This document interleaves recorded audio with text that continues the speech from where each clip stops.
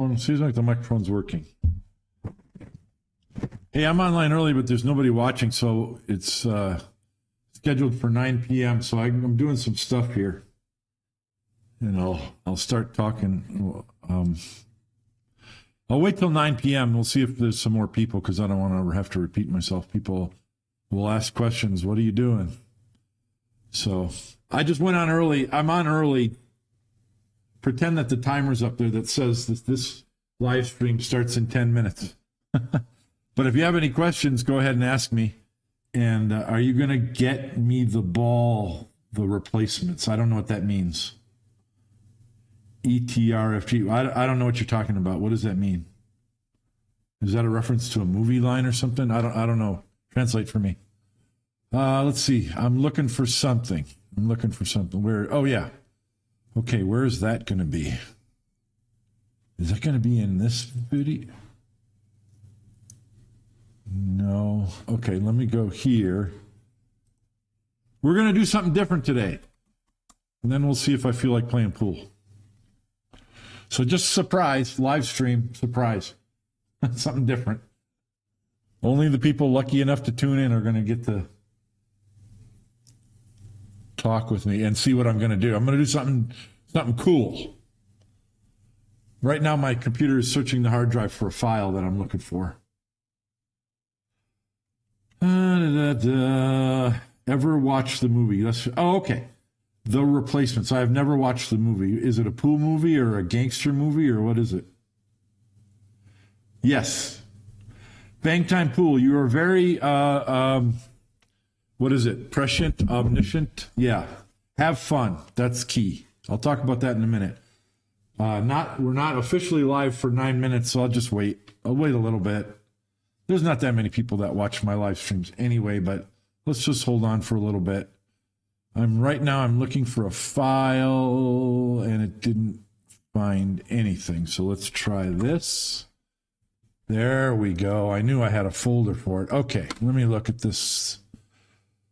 What do we got here? We got one pocket and this and that. Okay. So what's this video? I'm just looking at files on my computer. This one's 11 minutes long. Oh, it's out of focus too. Okay, fair enough. I know I have at least one good video. What is this one? This is 20 minutes long.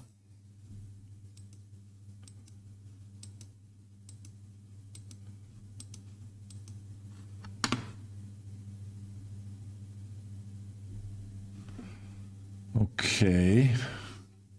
I thought I had a better one. And that one's one pot. I don't have a very good video. I thought I had better video than this. Oh, and then that's that. Okay, very good. Appleton Drill. What is that? Oh, cool. Oh, here's a race to 200. Microphone. Oops, let me turn this off.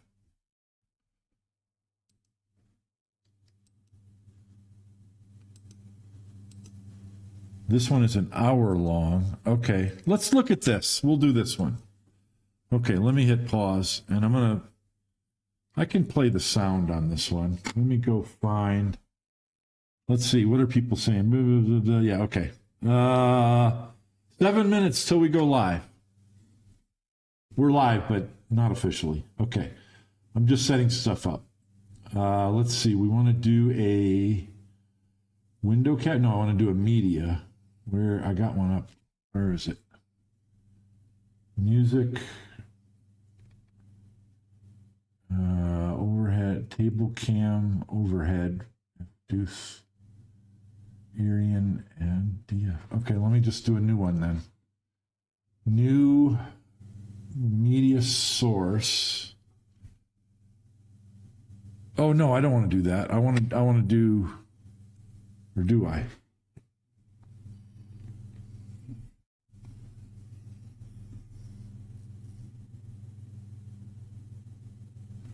Let me just put, I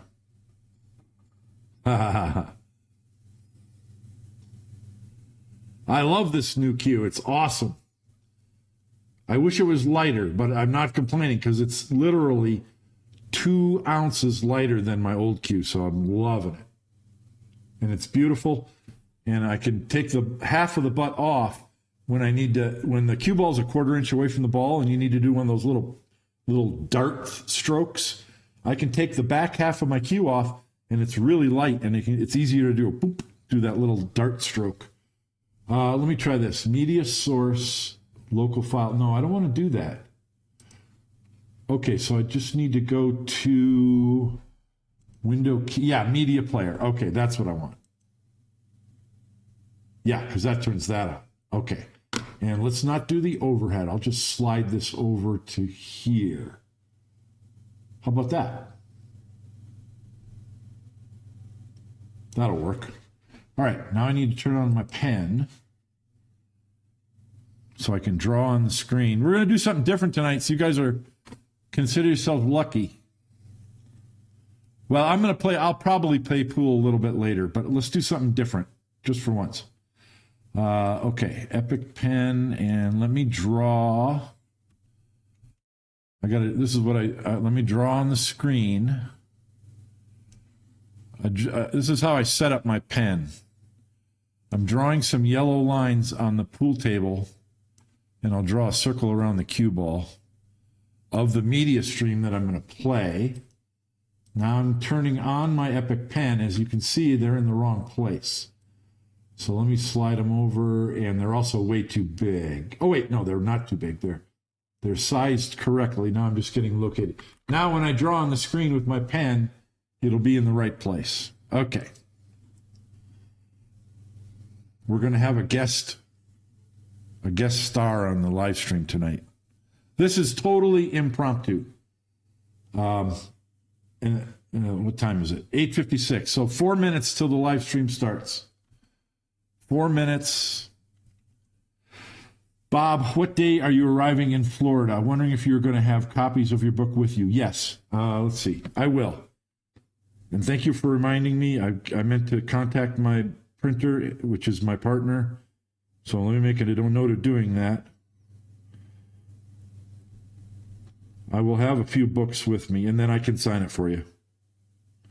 So I've got a note right there. I'm going to be arriving in Florida. Let's see.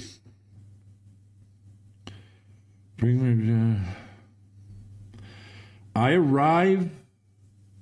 I don't know when I arrive. It's either the 20th or the 21st. I will be there early. I know I have at least one full day before the straight pool tournament starts, and I think I have a day and a half. So I will be there early. I will be in the pool room practicing, assuming I can get a table. And if you see me, just come over and say hi. You can interrupt me. It's all right. And I'll sign a book for you. Look up the International Open. International Open by Pat Fleming. Google it. Look at it. You'll see where it is. It's at a resort near south of Jacksonville. And you'll see all the dates and everything. It actually starts a week before I get there because they play a bunch of 9-ball pro and amateur events before they play the straight pool. Okay. Let's see. All right. 2 minutes. 2 minutes. How many watching? Just 11, 12. Hit the like button, please. Let's see. What else do I need to do? Nothing else. One moment. I get some water in my water glass.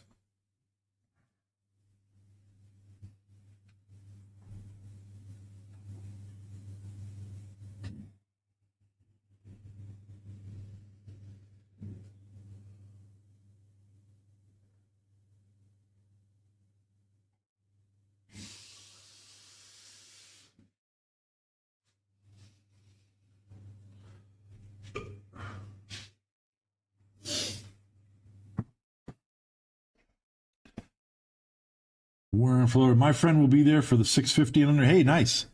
I'm going to get him to pick up a book. Yep, I'll sign it.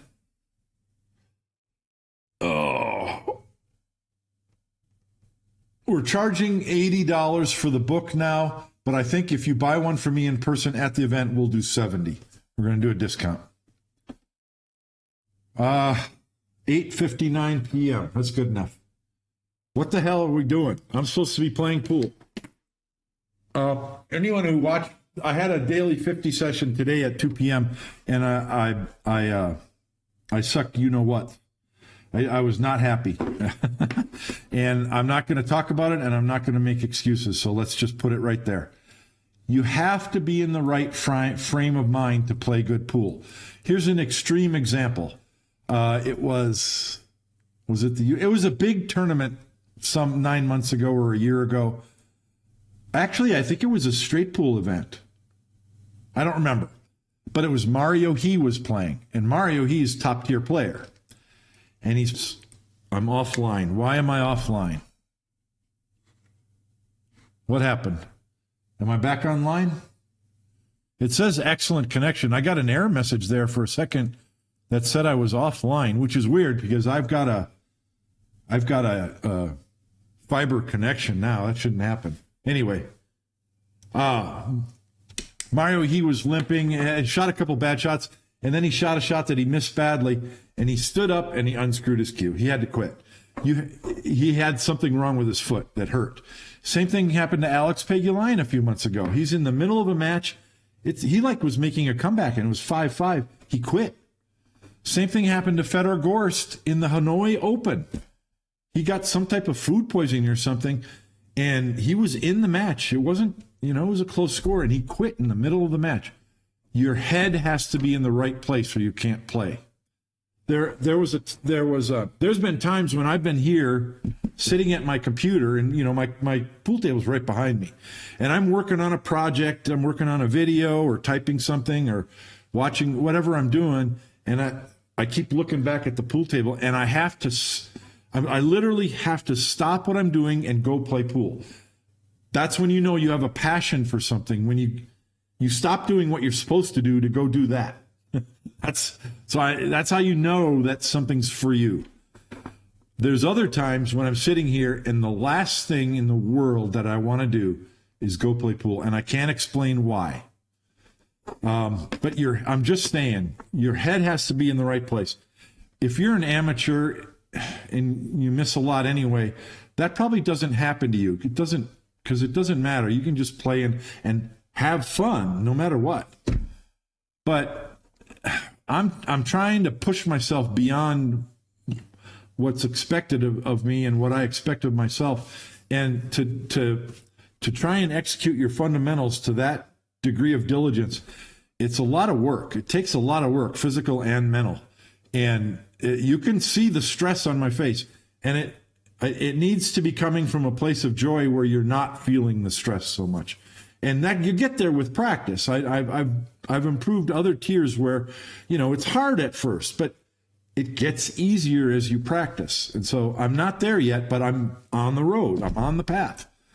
But if your head's not in the right place, just don't do it, because it's counterproductive. You have to play the right way or not play. And that's what we always say.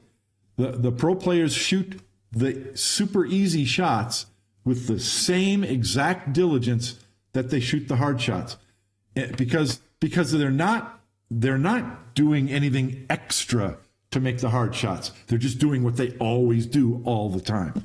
And if you're not in the right headspace, you can't do that.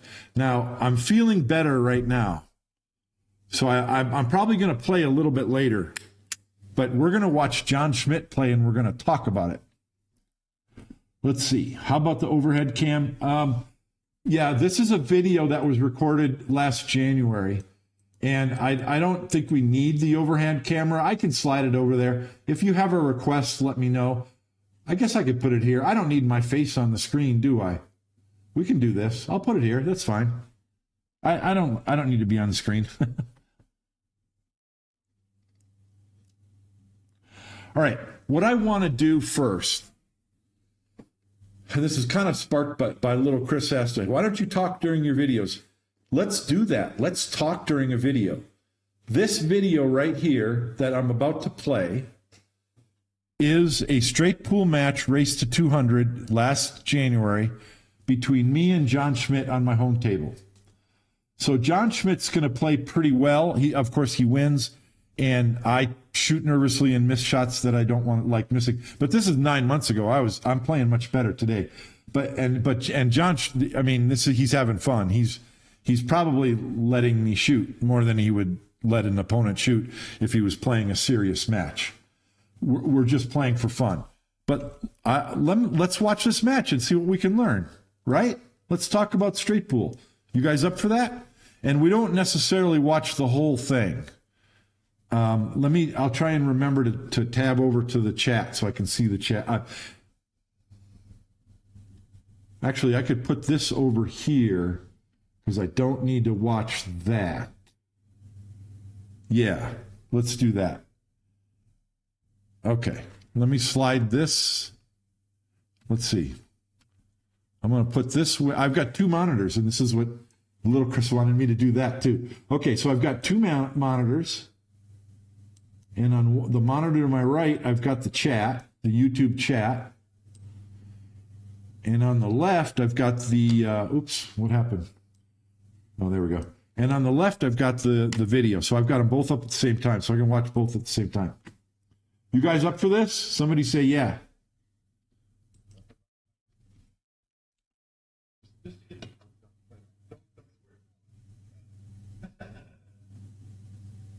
Oh, I've got to turn the sound off. Okay, hold on a second. Let me stop for a second. I've got media source on, but I want to see audio. Okay, default. There we go. Okay, now we've got the media source. Oh, wait, desktop audio. That's what we want. I don't know what this media source thing is. We'll turn that off.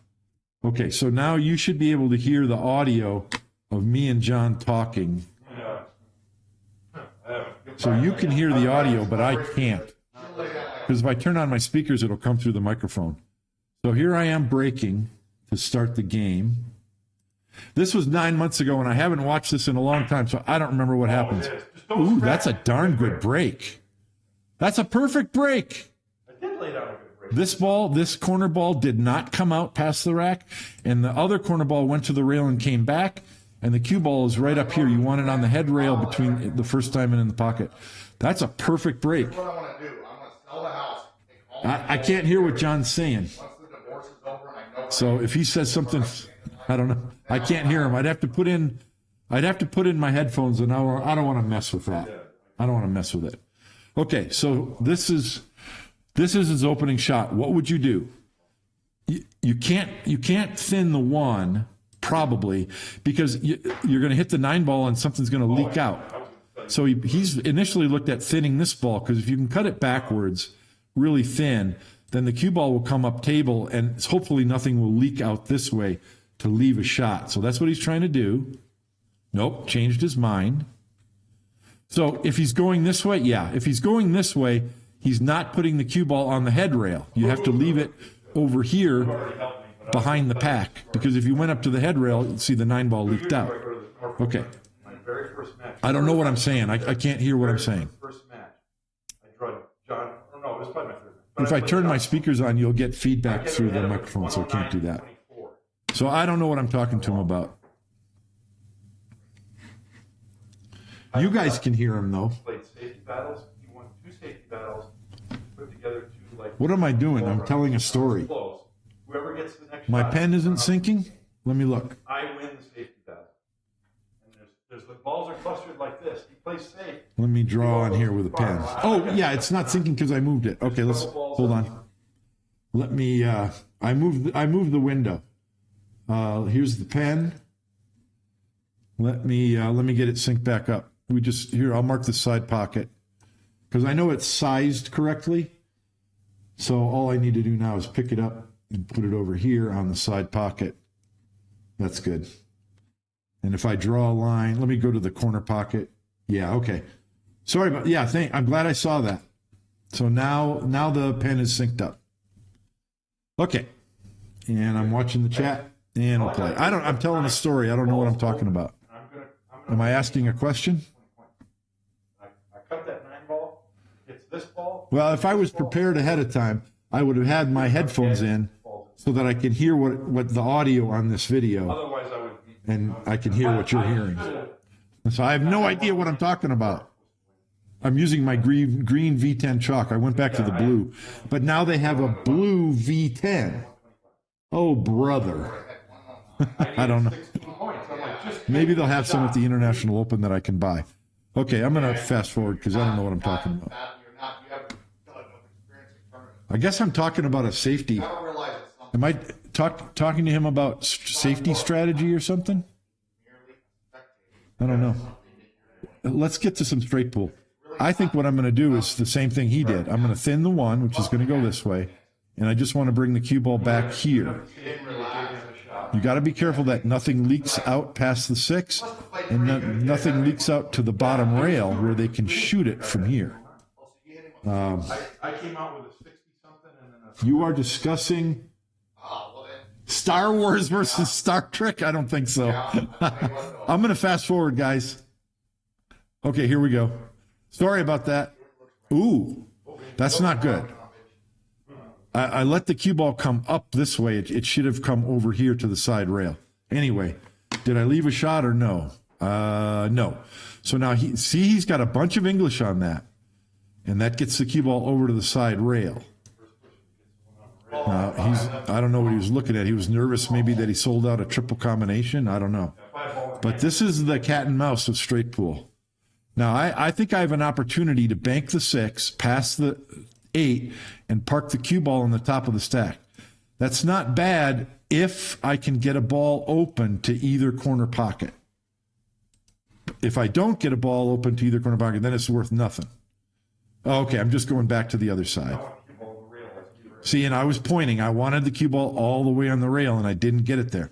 So there's a very real chance that I could have left a shot from in here or a combination in there. What does he see? He sees a shot. Does he see a shot? Oh, I think he's trying to make the 9-1 combo, but it's not quite enough room. So he's going to do the same thing. He's going to thin the 12 and bring the cue ball up, right up here. That's my guess. Oh, no. So he's trying to do one of those, what I said. So now there's a ball open to this pocket. So now you can't put the cue ball here because you leave that shot. That's the strategy of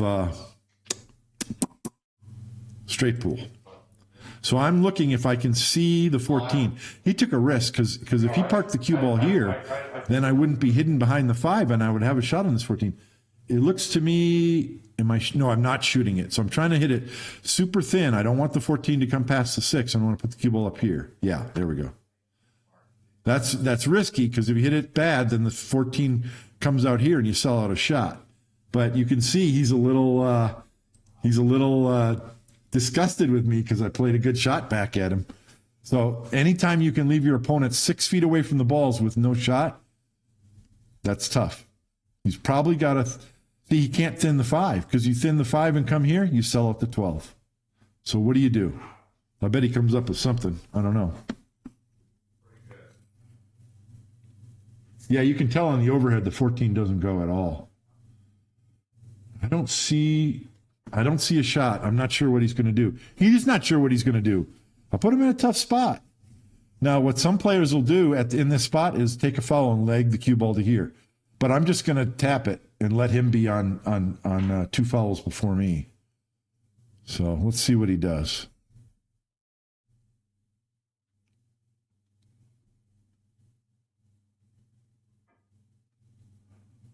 Okay, that's no good because that leaves the 12. But he put me on the rail, and now I've got to think about the 11. Is there clearance to cut this cleanly past the 11? And then you got to think about this too. Where does the cue ball go? What are you going to shoot next? So is it really a sellout? Now I can play safe. I can bank the 14 this way, maybe into the 9 or maybe down here, and then put the cue ball back up the center table. But I don't want to sell out the 9 ball because John Schmidt's going to fire it in if I do. The other thing, I mean, if I shoot this 14, I got to try and load it up with right English so that the cue ball runs into the 5, and hopefully the cue ball comes here and something comes loose to shoot into the side pocket. I mean, that's asking a lot. So this isn't a huge sellout. I might be going to the right side rail. Yeah, top right side rail. So in other words, I'm putting the cue ball over here so that he can't see the 9. That's a good shot. That's a good safety. So now he's 7 feet away from the balls again with no shot. You keep doing that, and you're going to get a shot eventually. I don't know who wins this safety battle, but it's kind of cool, huh? Play the 3 ball. Oh. What did John just say? He said something. Get out of town! Okay, we got to look at it again. All right. Did he go and look at that? He did. Because I can see his carbon fiber shaft. He's over here sighting the 7-3, and he's shooting the 10 into the 7. Okay, so here's the question I have. It was there for me. Well, it was there, but I couldn't have shot it. No, because I would have, from here, I would have to shoot this stripe, cut this ball, the 10, thinly into the 7.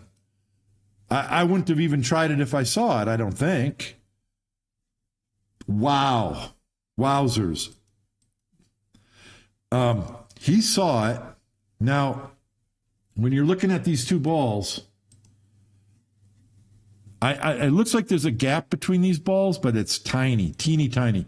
So let's look at the overhead. Oh, I can draw a straight line with this tool. I don't do it that much, but let me do it. So let me try and grab. Okay.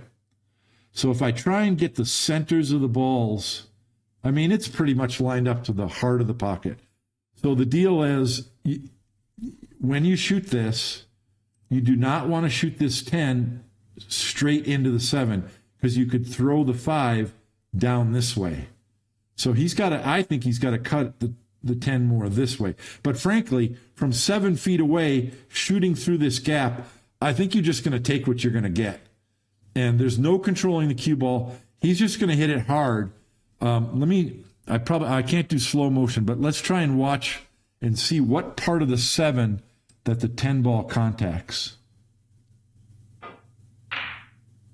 Looks like he hit it pretty full. He hit it pretty darn full. And I don't know if he can shoot the 12. He might have to shoot this solid. But here's the thing. This is the way a lot of pro matches go. You have a safety battle. Somebody goes for a shot. You got to go for something sooner or later. And you're not going to get anything easy. John didn't have anything easy there. So that 5 ball is either going to rattle and give me the first opportunity, or he's going to have the first scoring opportunity. And that's the equation that you play in your mind. Where are the percentages? They're in his favor, because that 5 ball is probably going to go. But look at the table. There's 13 balls now. No, there's 14 balls. Every single ball is in this quadrant of the table. 1/8 of the table. All the balls are in 1/8 of the table. Are you going to clear that rack and get on a break shot and run 50 balls? Because you've got to run some balls when you get an opportunity in a pro straight pool match. So obviously he has a shot on the 12.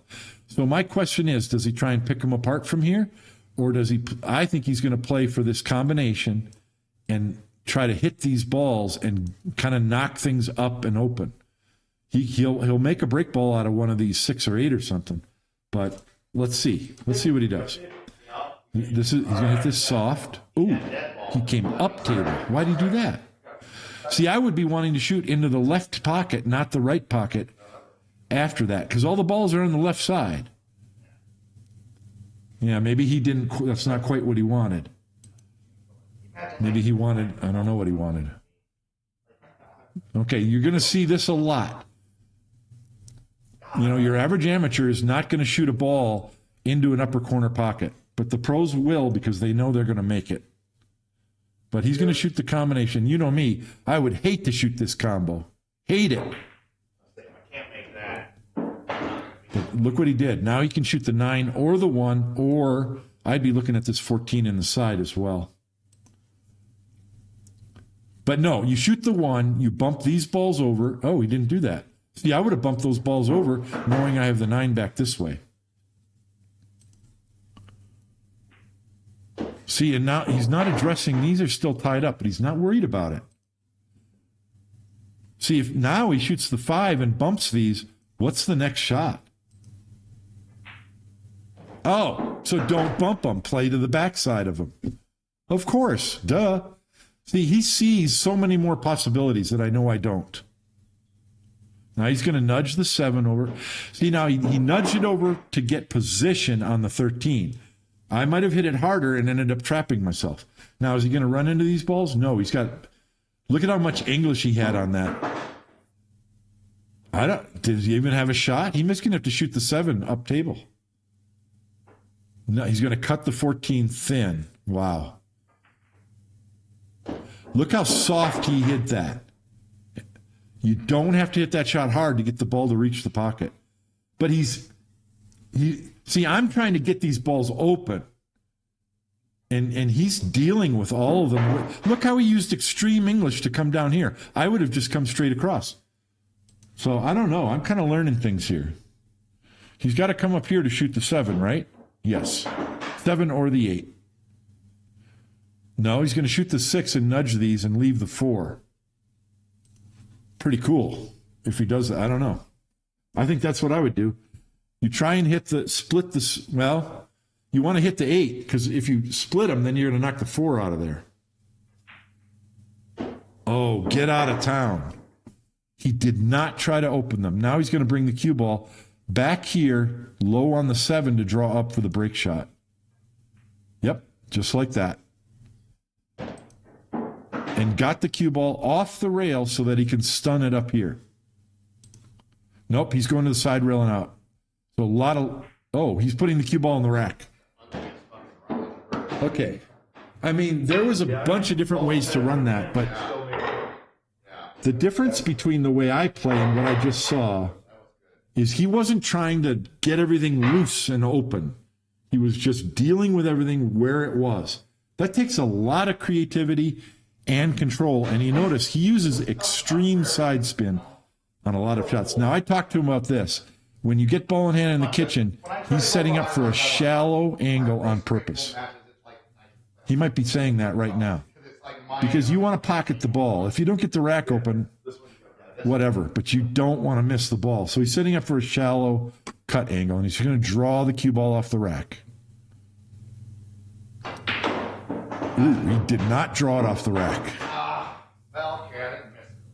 I wish I could hear what he's saying.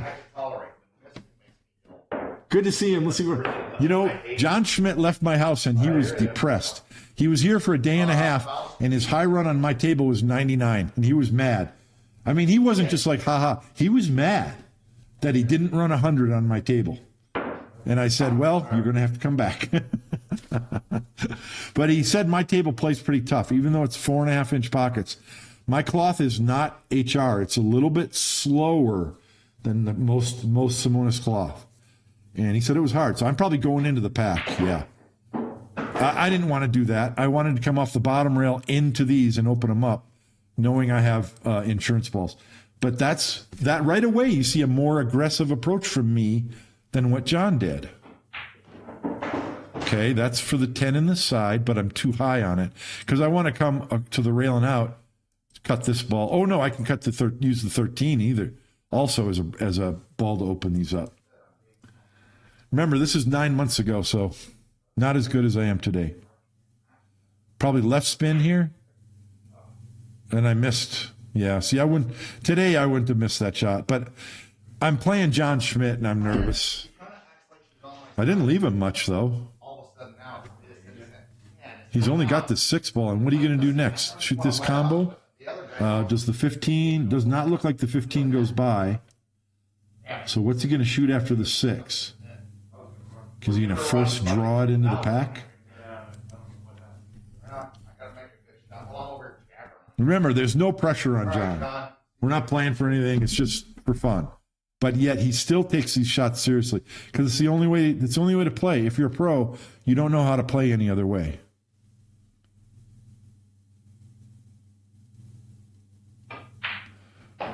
Now he cinched that, and you notice he had a bridge that was like 15 inches long, but his backstroke was 3 inches long.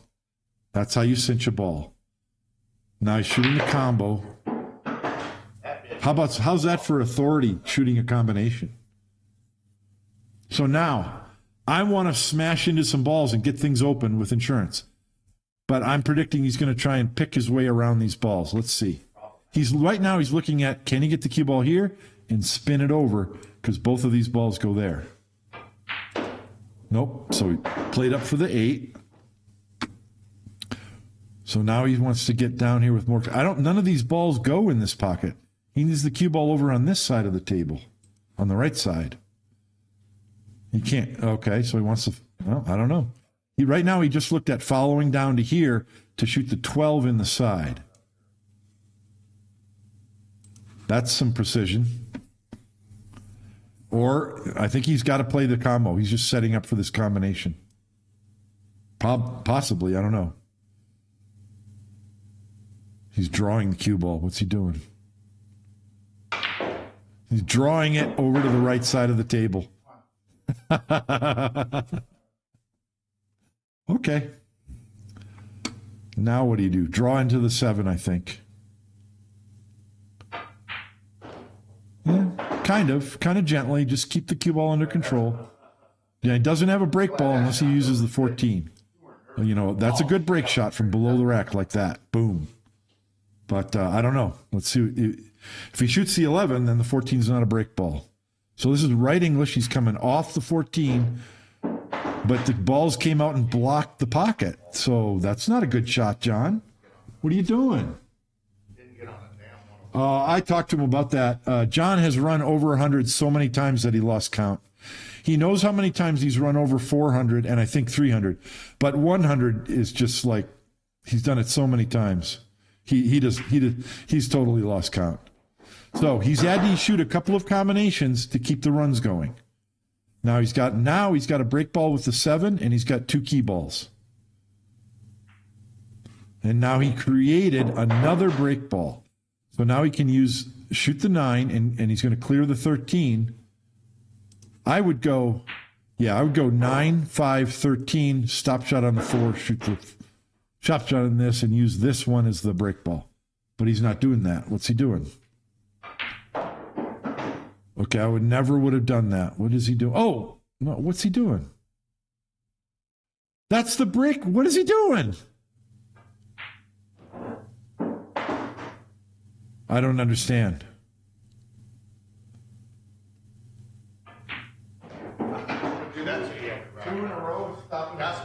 That's incredible. I would have used either this ball or the one that was here as a break ball. Wouldn't you? I'm really surprised that he played for the cue ball in the rack. I'm really surprised. Wow. They talk a good game, but don't trust them any farther than I guess I'm asking him a question or saying something. I don't know. So this is the second time he took ball in hand on his break shot, and this one's tough. Look at how high that ball is above the rack. Yeah, I can't hear him, so I don't know what he's saying. Not only that, she's a multi-millionaire who lives in a gorgeous house. Somebody tell me what he's saying, I've been robbed. because it's probably smart. So you trying to make over on me and rob me for more money? Like, I ain't having it. I'm not in the mood. the real estate agent has a free payday, whether it's this much or Right, this much. right. It's a free Well, roll. see, they're trying to buy my house cash. Yeah, I should have had my headphones Market. Like, wired I up. don't have to put a quarter in it, so they're trying to steal it from me. And that's why, just give me what I'm asking. See, my So I house could needs monitor remodeling. It's for the video at the same time. 400 remodel. When I say remodel, it just means like flooring and it means all the stuff. They'll spend 40, 50 to remodel. Well, that's what I want to do. I want to put my own 40 or 50. He's like, oh, I don't know if that's the move. But that's what works.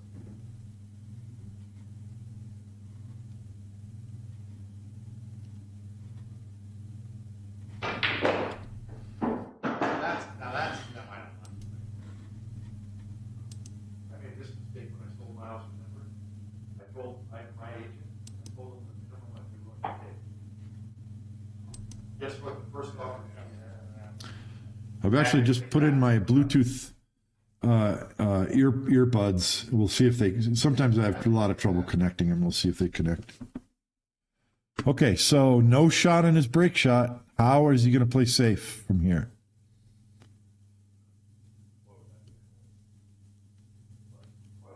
There's nowhere you can play safe. Couldn't connect. Yeah, I hate that. Stupid things. Yeah, you got close. Oh, I really hit that one good. He's talking about selling it. Oh, he's talking about selling his house. Okay. He did sell his house. Actually, that's 1 in 100. Yeah, that's I think he was able to sell You it. gotta hit the 8 and the 14, and then it actually does come real close. I'm gonna shoot it. What is he looking at? I'll let you play a little bit. He's not looking at a combination.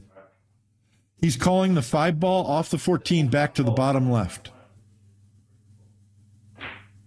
Yeah, that didn't have a chance. Now, see, if this was a match in a pro tournament, he would not have shot that. He's just giving me a chance. He's giving me a chance to shoot. And I know that, and I'm like, okay, I got to shoot now. And I'm nervous. But look at this table. I'm going to clear this table most of the time on my live streams, right? I mean, not every time, but most of the time. So am I going to clear it against John? I hope so. The only problem I see right now is these two. I need to clear one of these, and the other is a break ball. The 3 can also be used as a break ball. So where am I going off from the 12? I'm not sure. Not sure. All right. Am I trying to bump the 1 here? That's okay. It's not great. Okay. Probably shoot the 10 and lay down here. No, that's not good because then you got to, I'm not sure. What are you doing, Bob? Oh, that's nice. That was a great shot. Created a break ball and cleared that out.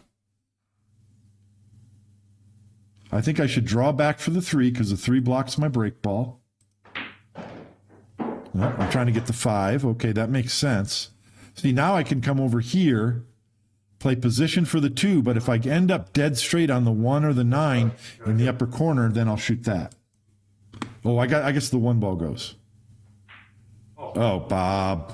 Don't miss. You see how different my process is here? I would not have missed that today, but my process is, I mean, that's whatever. My process today would not have allowed me to miss that in that fashion. What's he saying? Like it's these kind of shots we're missing always. It's stuff like this. It was the tricky one. I think he's telling me that I should have played position here to shoot him in the upper corner, because that's what I would have done today. I wouldn't have tried that. That's the beauty of straight ball. That's why it's so fun. So now I shoot the 5 and then I put the cue ball here and shoot the 1. Because that your position is automatic just right here to clear these balls, these 3 balls on the bottom rail. And John's doing the same thing.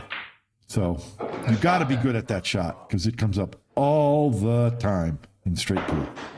You need it. Oh, now what did he do there? That was a mistake. He's supposed to stay way down here on these 2 balls.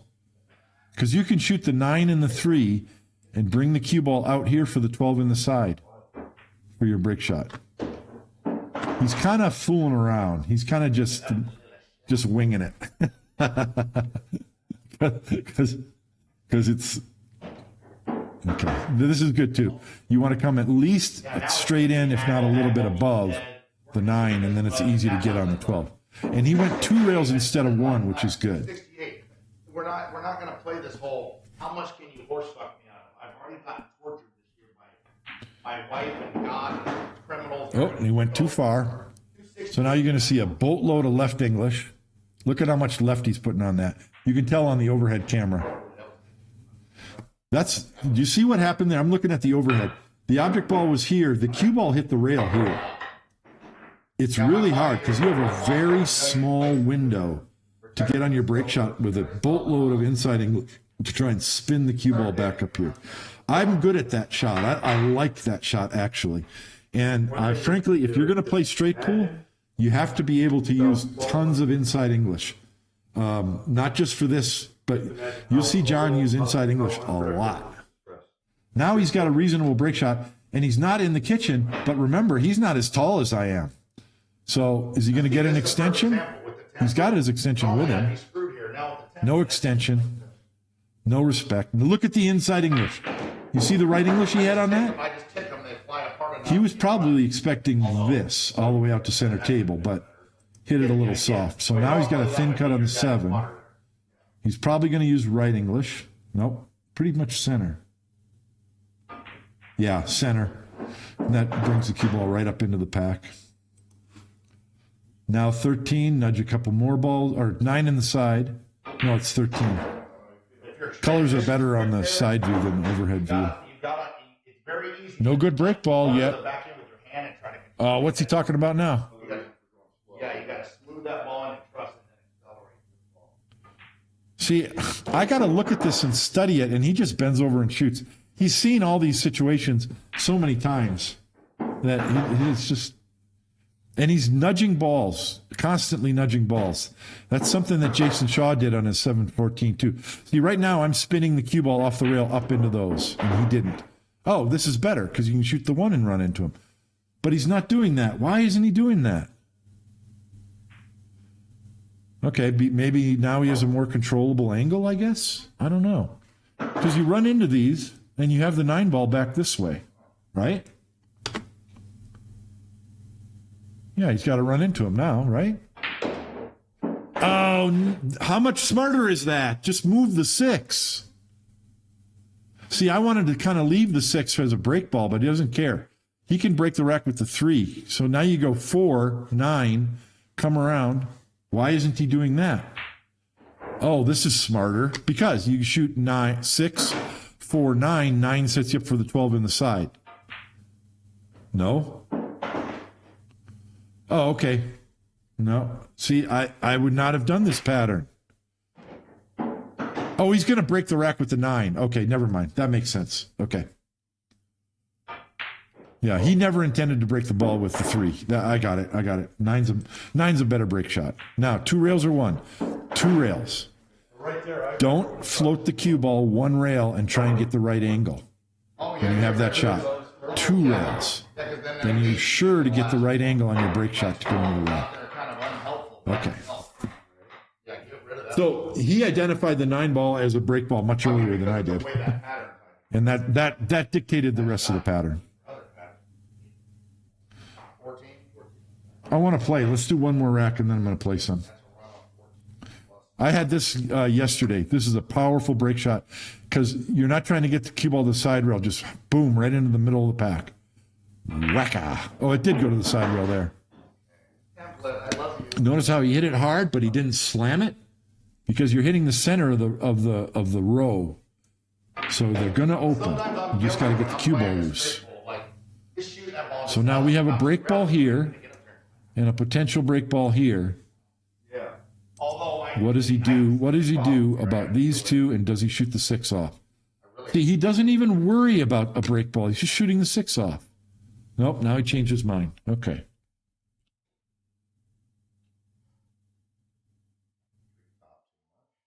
My camera's going in and out of focus.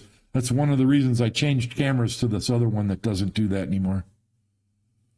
See, he can shoot this ball on the side and come over here, and then he's got 2 balls to go into this side. But nope, he's shooting the break ball. Okay. Why? Okay, that opens it up a little. Now, he could leave the 11 for a break ball, but he's not going to. He's going to shoot that off as well. That's one thing I noticed when he was here. He shoots potential break balls off easily whenever it suits him. See, he seems to be unconcerned about these 2 balls that are tied up. It looks like he's just going to clear these balls and then deal with it. Is that true or not? See, look at how fast he's running through options in his mind. And the other thing to watch about John Schmidt, watch his grip hand. Watch how loose his wrist is. It's like a rubber band, just his wrist. It's just so loose. Okay, what is this shot all about? Is it the 8? 8 ball to come around and nudge those balls open, and he has a 5 as insurance? You know, this is natural. 2 rails, and just nudge that. The 2 ball will stay there, and then you'll have this. But he's looking at shooting the combo. He's looking at the gearing of the balls to get the 3 ball combo to go. And that preserves this ball as a break shot. And a shot on this in the corner. Okay. Just lots of problem solving going on, just left and right. Now he's straight. He doesn't want to be straight. He wants to be able to float over here for these two balls, but he can't. He's too straight on it. I do that all the time. I hate it. He hates it too. So what is he going to do? Draw back for one of those up table balls? Nice. Just play for the 8 ball. But now what? Now he's got to bring the ball up here to shoot the 12 in the side, then use the 3 to get over here. Oh, or just draw up past the 1. That's fine. Now he's got a stop shot, then the 3 ball you slide over here for these. The 1 ball is a pivot ball to get over here for your break shot. He went too far. He went too far. Why did he do that for? See, he knows he made a mistake. You could tell. I don't know. I can't hear what he's saying, but you know he made a mistake. What's he? He's going to go multi-rail position off the 3. If he force follows like this to here, yeah, he's not going to. He's going to draw back up for the 3. Oh, he cheated the pocket and forced it over. Nice shot. Now, this isn't ideal because this is a terrible key ball for the break shot, but you have to use it. You have no choice. And the best thing to do is get just a little short because you can go 3 rails like this, and then you're on your break shot right there. Let's see if that's what he does. What's he talking about now? The weather?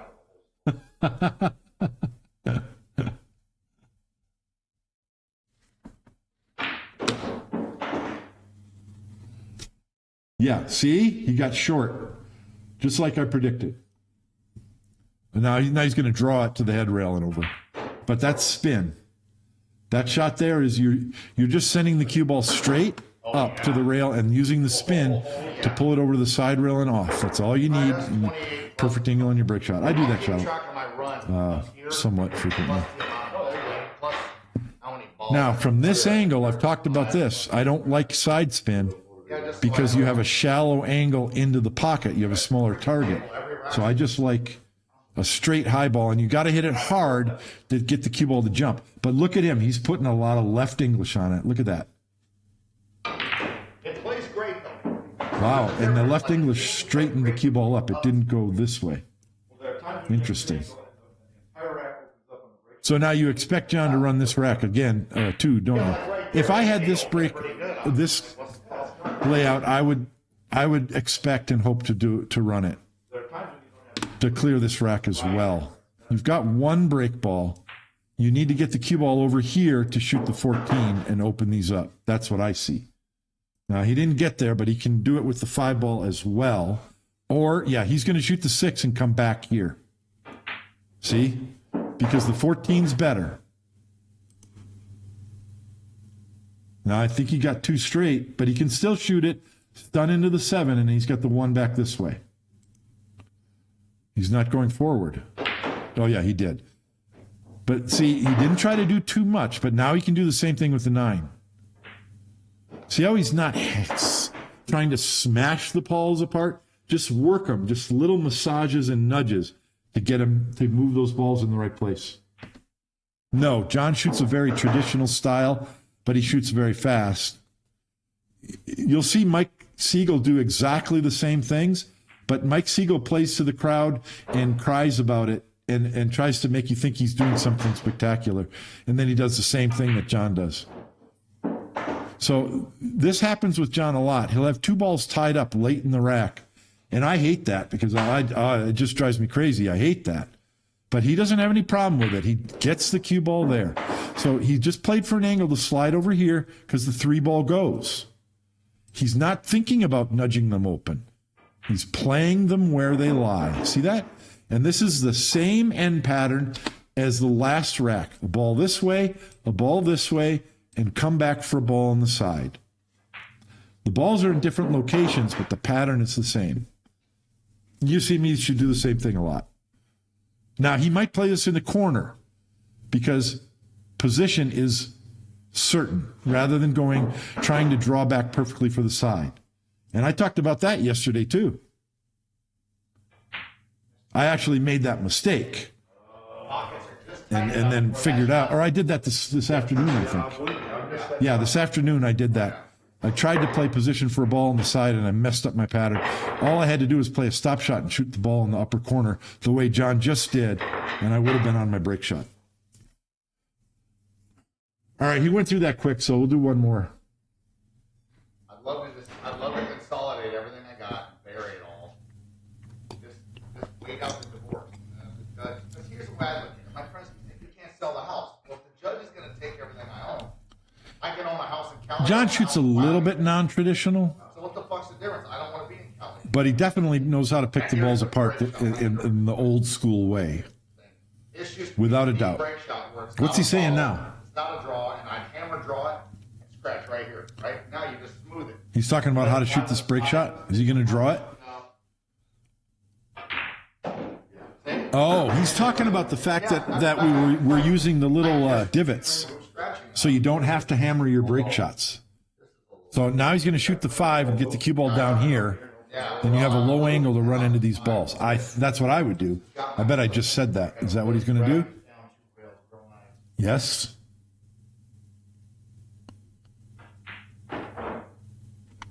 And he played it extra rails. I would not have done that. I like that. I'm learning. So now you go hard into these off the 2, right? Or do you shoot the 12? You shoot the 2, then the 12. Okay. I got to stop. I got to go back. The way that I play, right here, I would shoot the 2, or I would shoot the 2, then the 12. But I would be trying to go directly into the 8 or split the 8-12 pretty hard, knowing that I have the 9 back this way. John didn't do that. He left all these balls clustered. He just nudged these up softly. I don't know. I'm just making the observation.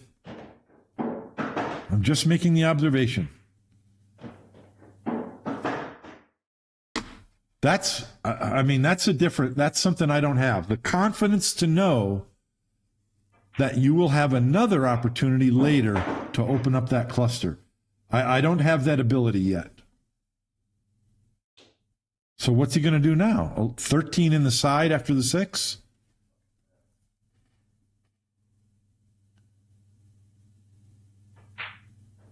He is. But he played for an angle to nudge the... I would have played for the other angle to hit these balls. Oh, is he shooting the combination?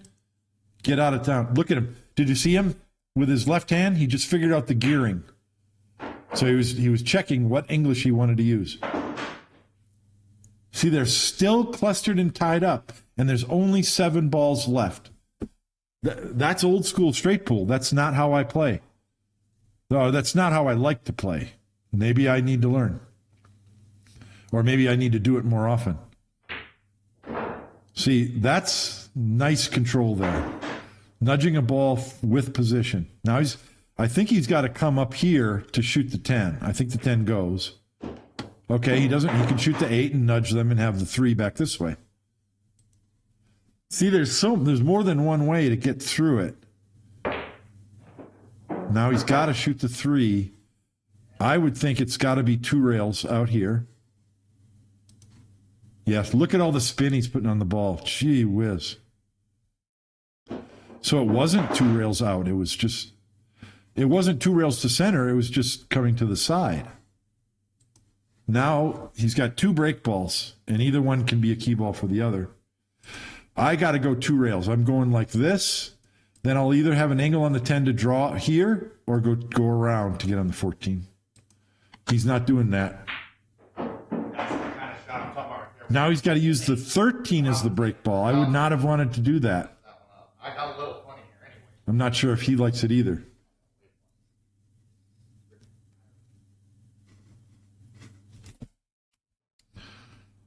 This is 39 minutes into a video that is an hour and 8 minutes long. That's a recovery key ball shot that I hate. Yep. I like the way he played it. That's within the facility. He didn't try to come tight out of the corner. He just played speed control and let the cue ball be a distance away from the break ball. You got people that say you don't. All right, we're done. We're done. I'm not going to play the whole video for you. This is a bonus anyway. Bonus content. I'm turning off my pen, and I'm going to play some straight pool, which is what this stream is supposed to be about. How long? Oh, I've been on 1 hour. That's good. Okay. Where's the video? Okay, we're stopping the video, and we're going to get rid of my mug, and I'm going to play some straight pool. So I feel better now watching John Schmidt play. I feel like I want to play more. I'm not certain how diligent I can get, but I'm going to try. Go ahead. ETRFG, questions for me. Go ahead. Shoot. Let's hear them. Or read them.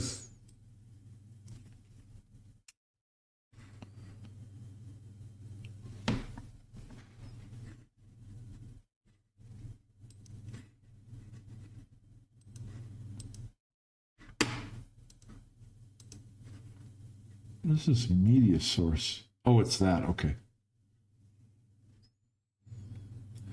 I'm going to play some straight pool, and I don't know if I'll make it 10 innings. We'll see. But I want to have fun. I'm not going to complain. I think I'm going to play good. I hope I don't try to play as fast as John, because I'm not able to. I know that. It wouldn't be every time I try to emulate someone else. Don't do well.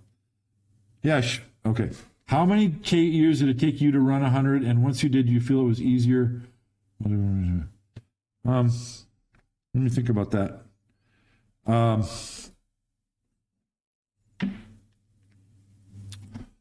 I started playing pool in 1980. I started learning how to play correctly in a pool hall, as correctly as far as I knew, in the early 1990s. Probably like 94, 95 is where I took my very first lessons and started understanding what it took to actually be a good amateur player, and then practicing. And then I started practicing diligently around 95. And I would say 2 years after that was the first time. It was 1997. And I was actually at a pool hall that I had never played at before. I had run over 50 many times and up to like 70, 80. And I was at a pool hall that it had Gandy tables with 6-inch pockets. 6-inch pockets. And I was on there practicing, and I was just fooling around. I wasn't taking it real seriously, but I was like, wow, man, it's easy to pocket balls on these tables. And I was like, let me try. Let me see what I can do. So I set up a straight pool break shot, and I ran, I believe it was 123. And that was the very first time that I ran over 100 balls. But it was on a very easy table. And I remember I was at like 80-ish balls. And I had, well, I took away my pen. I had the cue ball was on the bottom rail, and there was 2 balls along the upper side rail, above the side pocket. And all the rest of the balls were down table. And I didn't have a shot. The only shot I had was that combination.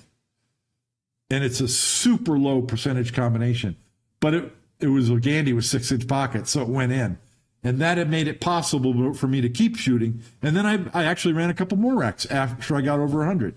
So even though it was a super easy table, the fact that I did it, I was over the moon for 2 weeks.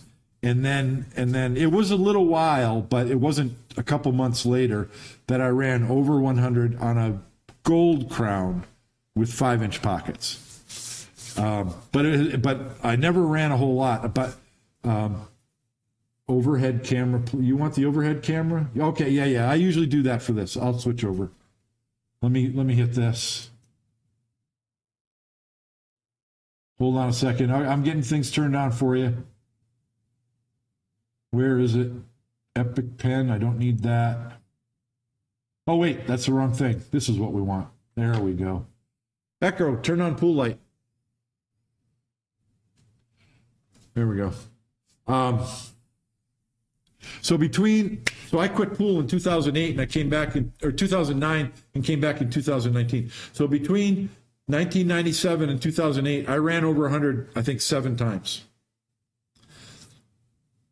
As of today, I've run over 124 times. So I'm a better player by far today, doing things correctly. And I've got I ran over 100, was it last week? It was a few days ago. And then I ran 100. I ran over 100 3 months ago. So I'm still not running 100 very often. But I'm running, I can run over 50 every day if I really apply myself. So I'm trying to get to the point where running 50 is much easier.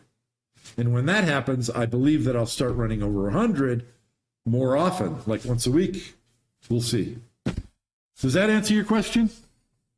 I started counting at the high 80s and threw myself in. Yeah. When John Schmidt plays, he uses a coin, and he just moves the coin ahead. You don't even have to do that. It's better to not know. There's been plenty of times when I've run over 100, and I'm shooting, and I'm shooting, and I'm shooting, and I think to myself, you know what? That might have been my 7th rack. But I don't know if it's my 7th rack or not, and that's better. Because it doesn't matter, first of all, if it's not the 7th rack, if it's the 6th rack, you're not to 100 yet. If it is the 7th rack, you got to make a break ball and 2 more to get 100. But it doesn't matter because you're not stopping at 100. You just want to keep shooting. So it's better to not know. Just play. And that's one reason why I don't like this. Look along the top of this. Look along the top of the screen. I've got to keep score. I keep score for this, and it's not good. But it shouldn't matter. I got to sort my. Hold on, I'm working on stuff. I'll be playing in just a minute. How come my? Why is this doing this?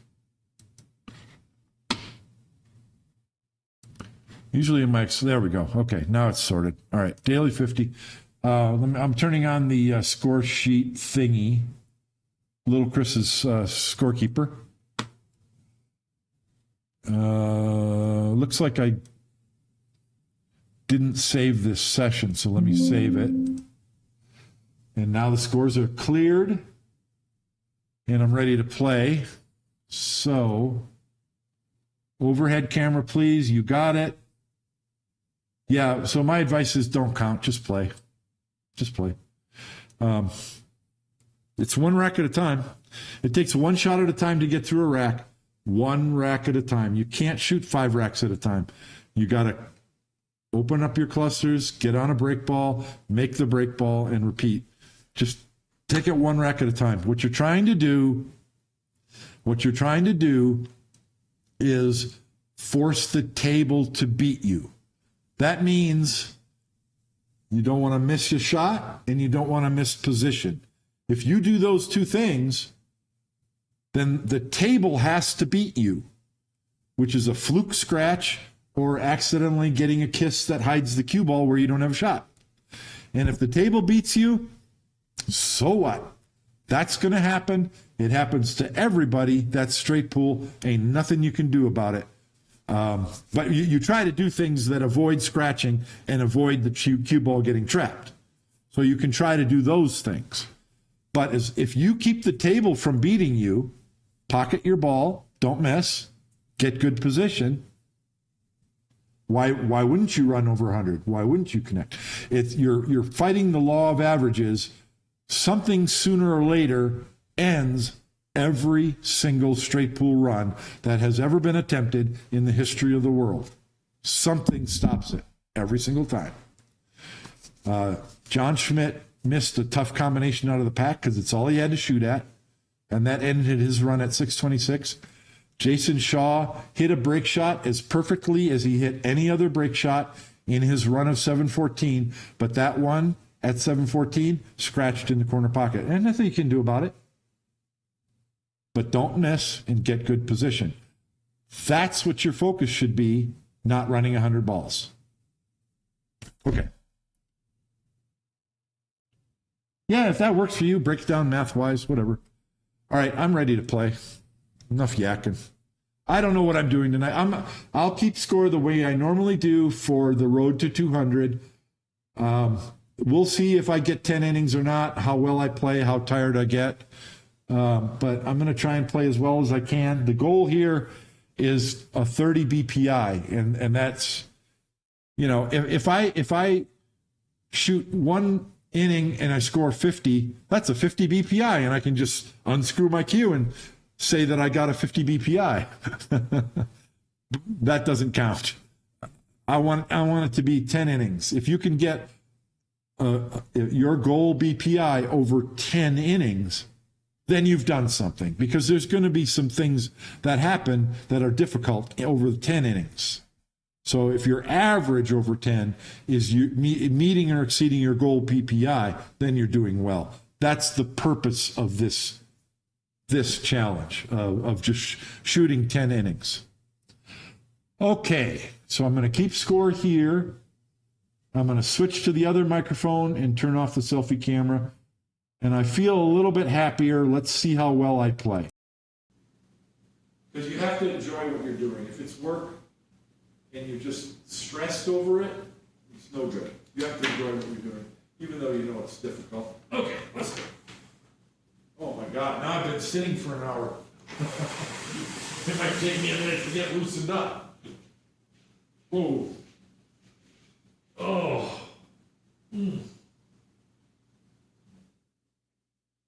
I'm going to throw them out and shoot. I need to loosen up. I'm tight. Remember, I'm 62. I need to get the joints loose to bend over correctly. Oh, oh,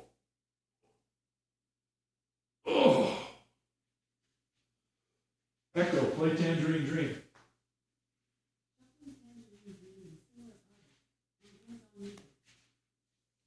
Okay, I'm just going to shoot some shots and get loose here first. Just warming up here. Oh.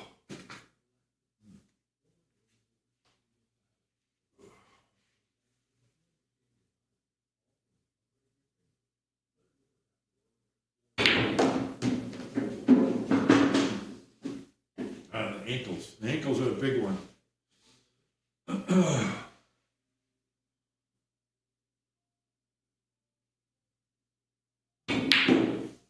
Okay, that's why you warm up. You gotta get the system functioning. What did Kevin Costner in that baseball movie that he made? Cue the mechanism.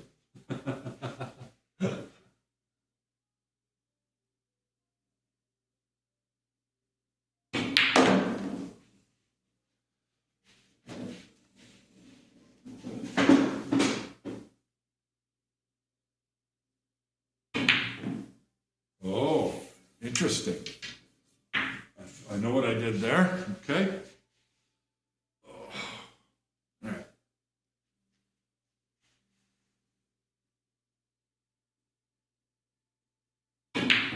Wow.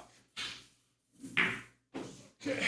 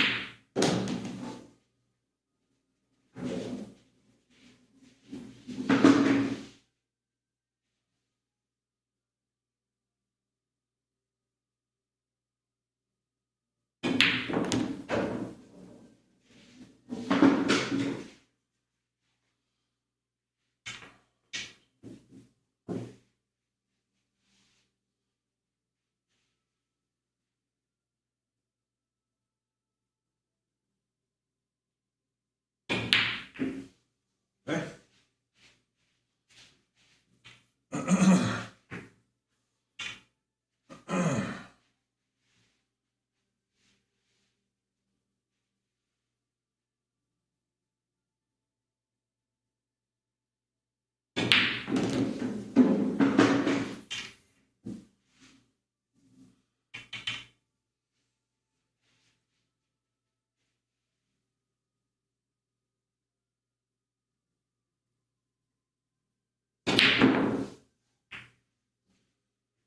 no more, no hammer time.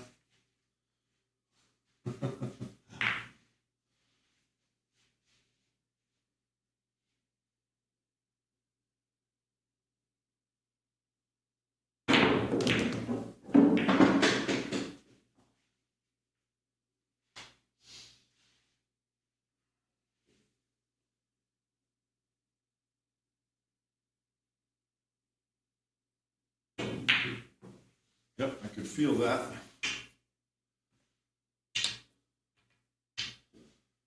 Okay.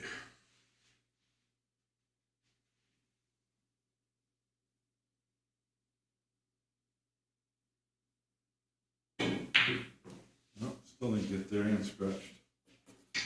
All right, no sense in shooting this shot over and over. That's not going to help you get warmed up.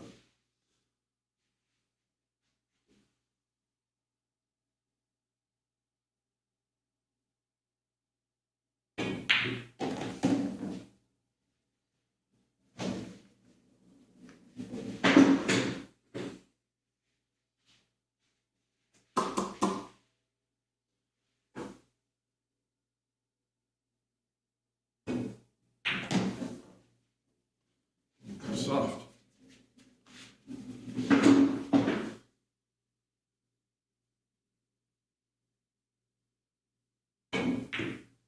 Wow.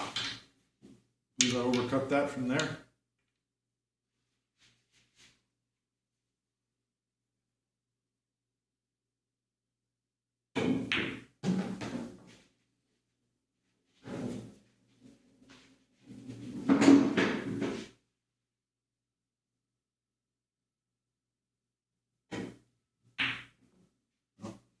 All right. I'm fooling around now, so that's no good.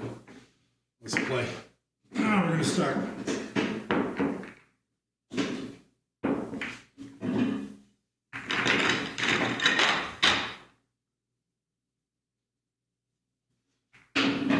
I feel I'm loose now. I'm fine.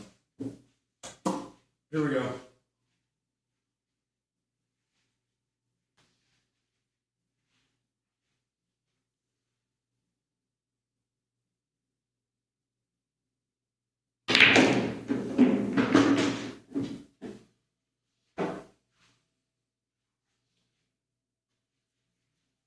You see right away, both of these balls go here. So I want to get over there. One up table ball. I have a break ball with the 2. Then the 15 is in a bad spot.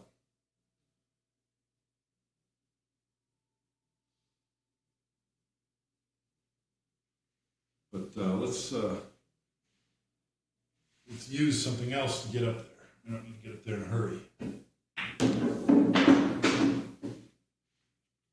No. It's a little bit soft. No. I guess they don't both go.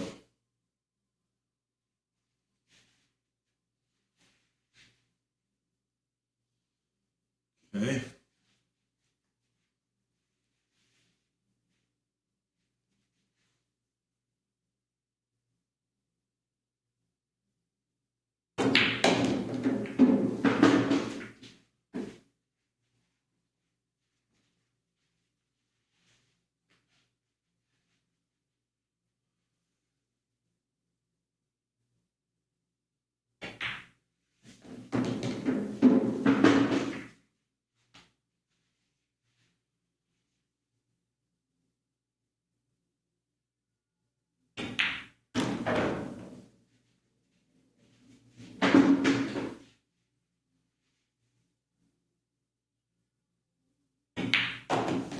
Everything I just did was predicated on getting the cue ball over here because this sets up for those there.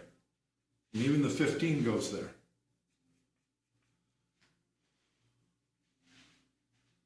I'd love to shoot the 15, but I don't want to draw back too far to get behind the 8.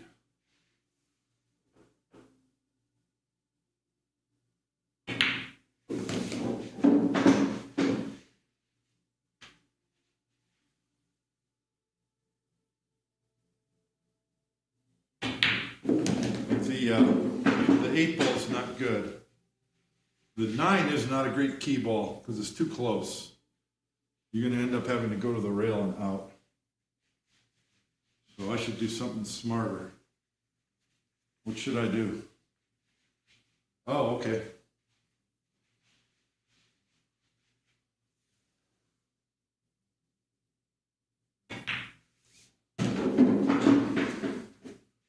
Key ball's a 13. See? 4, 9, 8, 13, 2 rails around. I mean, you don't have to. Matter of fact, I can go 4, 13, 9. Because I'm close and I can get on the 8 and just draw over here. So I guess there's a couple ways to do it.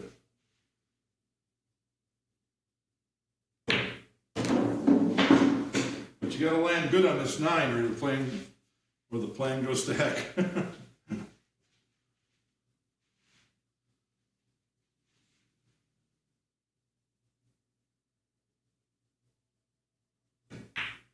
I went too far. I went too far. That's all right, we'll go in the corner. Well, no. Actually, I can pull it sharply and be good. Be okay, I think.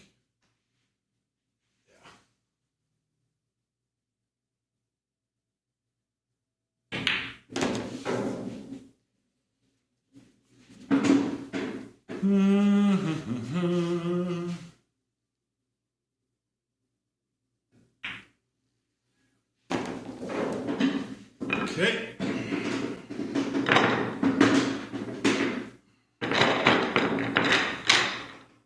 So I guess I talked a little bit in that rack, but that's all I want you to expect.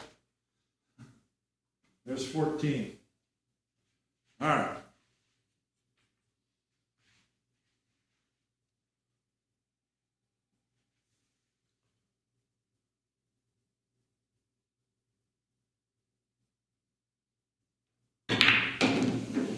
Uh-oh. All right. Ooh, that's tough. Okay. Tough too.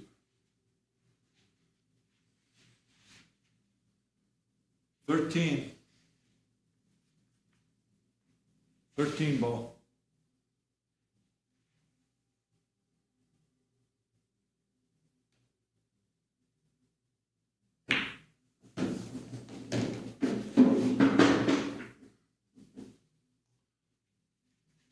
Well,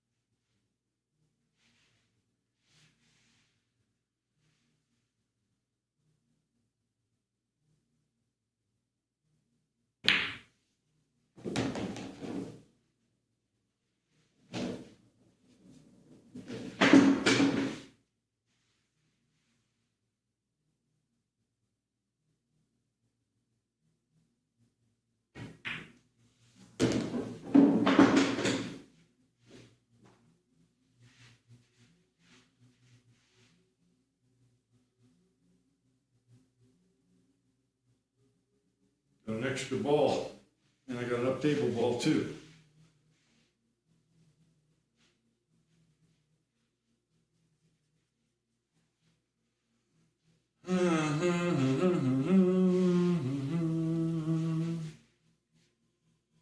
Yikes.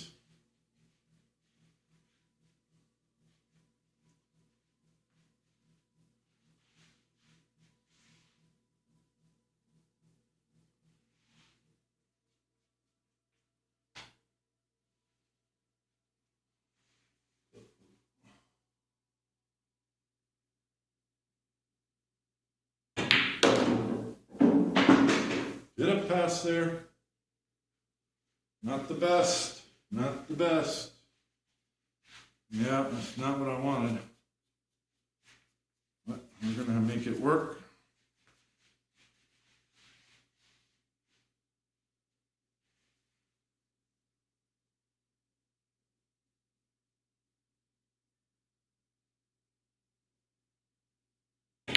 Nope. Thought I missed it. I overcut it a little, but I got it.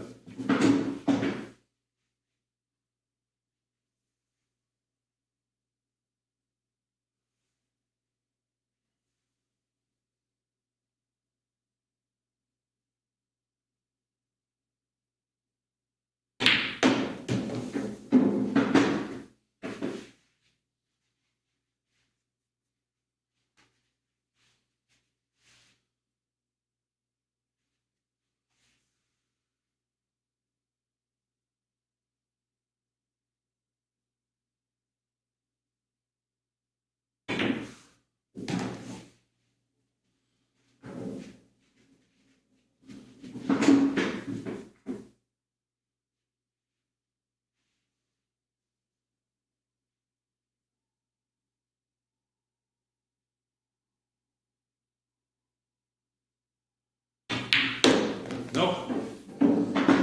Didn't get it there. Pretty iffy impact anyway.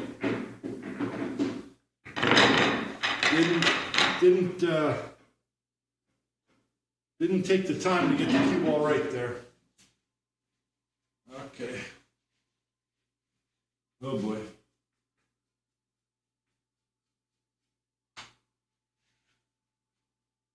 Five.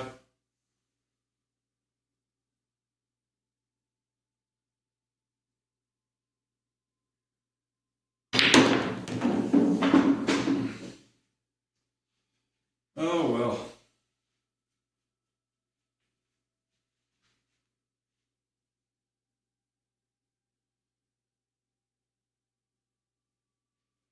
Yeah, it's not going to go. Well, we'll give it a try. At least I got a 28.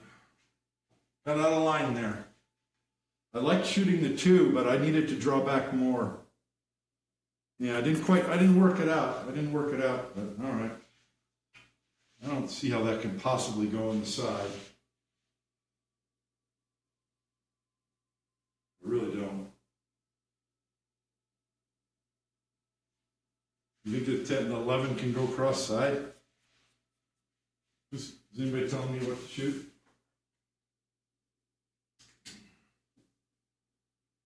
Yeah. I should have taken a little more time because I could have stunned the cue ball. It's hard to do at distance, but I could have stunned the cue ball over here and got an angle on the 5. Just didn't put my mind to it. I just don't see the 11 going cross-side, but I guess it could, possibly. So 11 ball cross-side.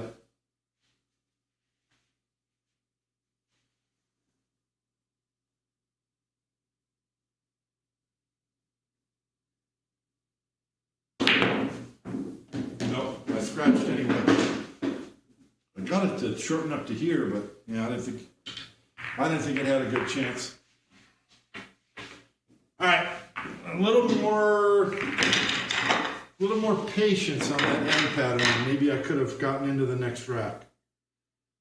Like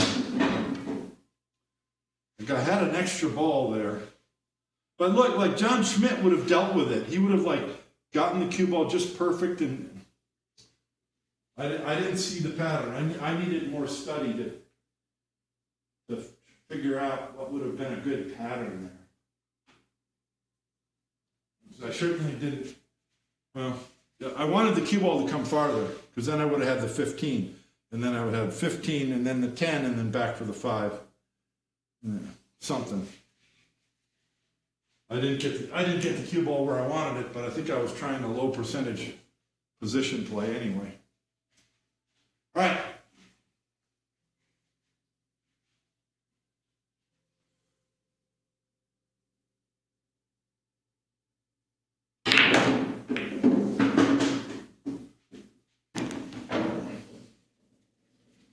When I get to Florida, I'm going to have to practice the break shots a lot, because what works on this table with this cloth is not going to be the same as what works down there. So I'm going to practice a lot of break shots.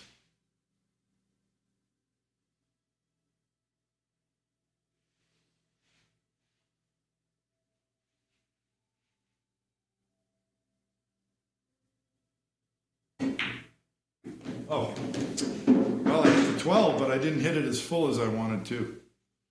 Good thing the 2's here. Oh boy.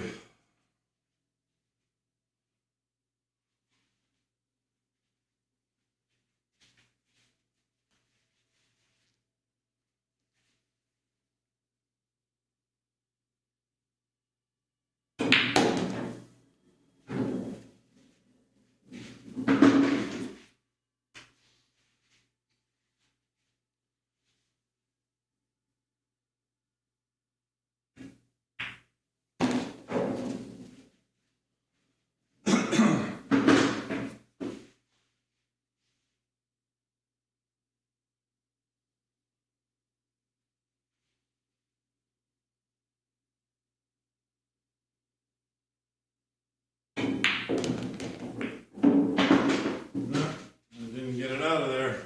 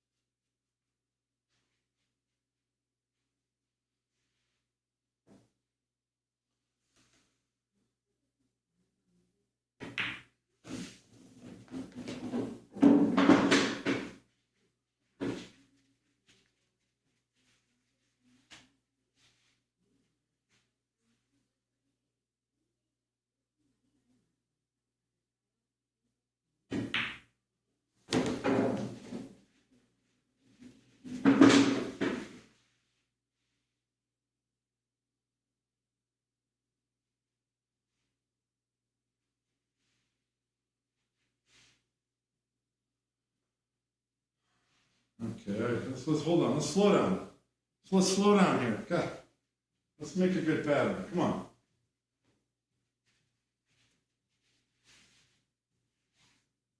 Okay, I know. Now I know what to do. Okay.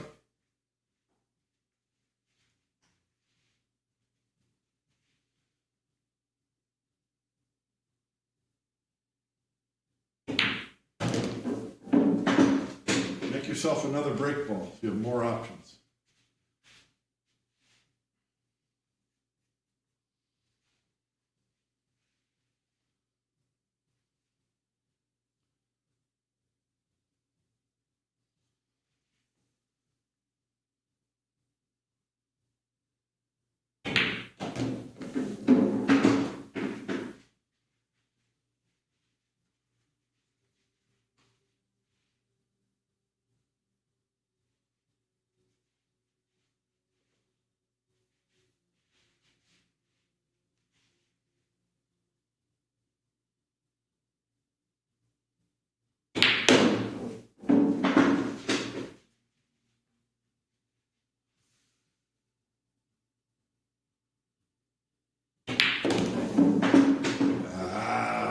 As good as I could have done.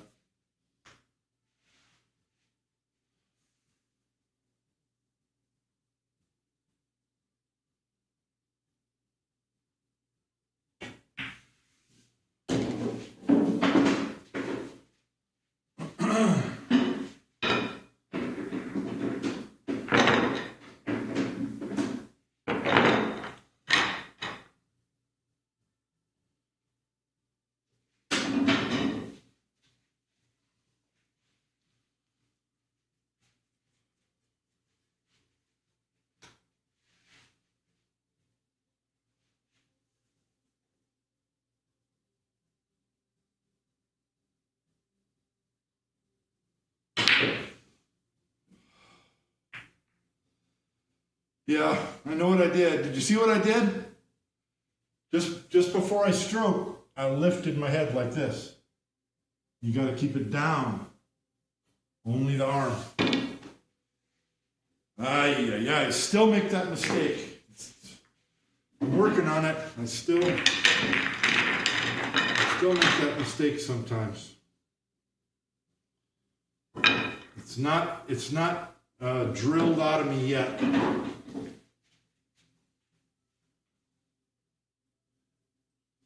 So I'm going to shoot the same shot, or as close as I can set it up. About like this.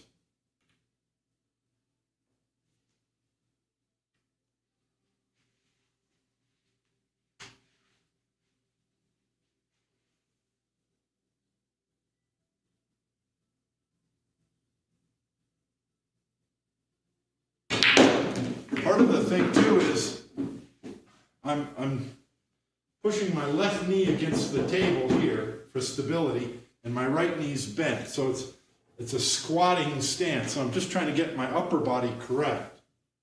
But maybe I shouldn't brace the table. Maybe I should just go ahead and do the stance like that. I think I should. Did I mark that as a 14? Yeah, so now we're on the third attempt. Okay.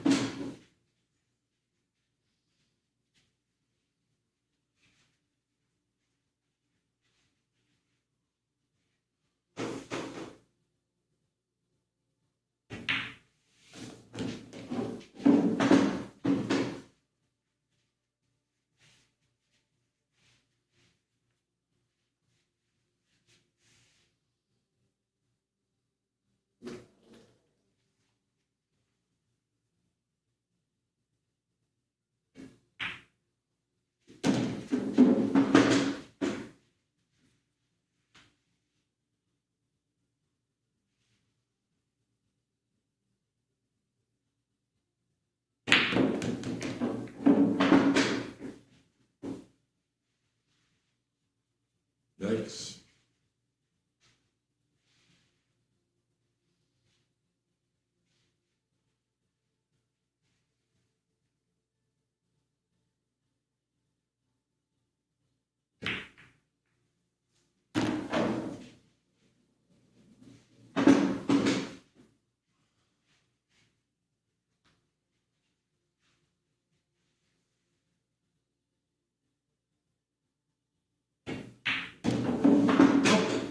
Oh! Thank you. Too far. I went too far.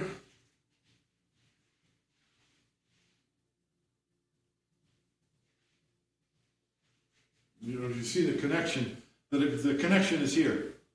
14, 1, 8. See that? 14, 1, 8. That's what I wanted. I wanted to be here. So I just shoot the 12 and float to the rail. And then you got 14, 1, 8. Then your break ball is clear. And then it's easy to get on an end pattern for the 9 in the side. I've got a little straight here. Maybe I can go to the bottom row and get there. But I think I'm a little straight.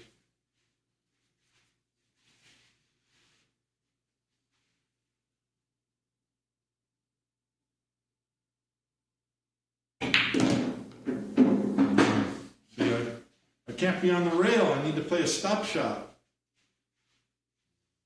So that's no good.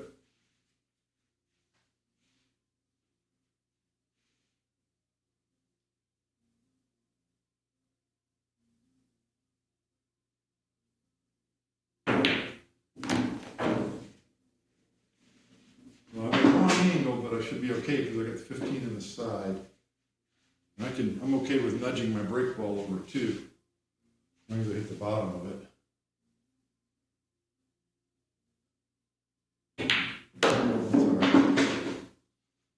okay.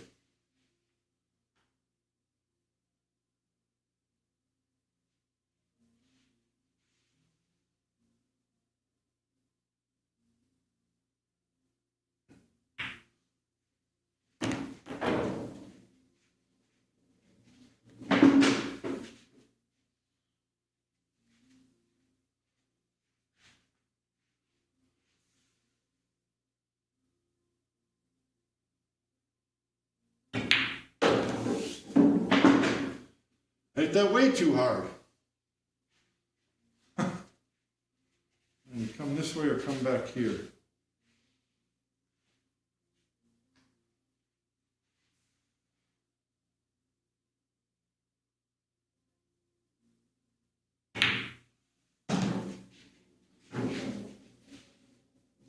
See, John Schmidt would stop this in the rack, but I don't want to.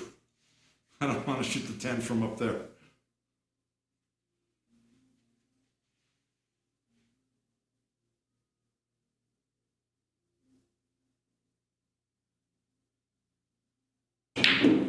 Oh, God dang it.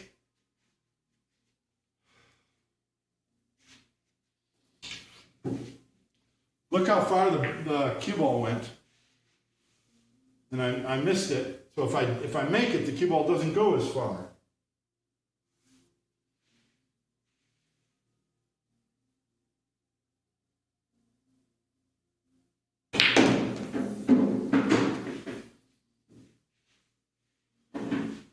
Well, shoot.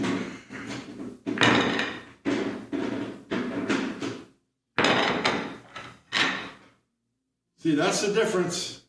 You saw John Schmidt do it. Precise cue ball control.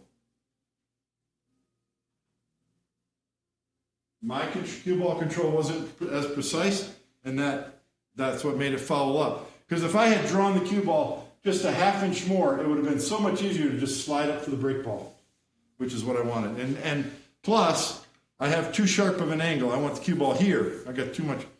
So it's just lower percentages when you can't get your cue ball as good. It's all about that cue ball, man.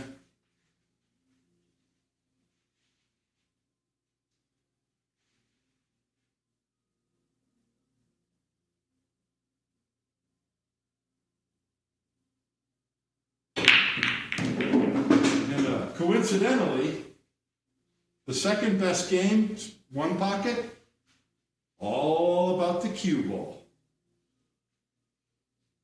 9 ball, 10 ball, zone position's good enough. Not the best games. You gotta have a good cue ball.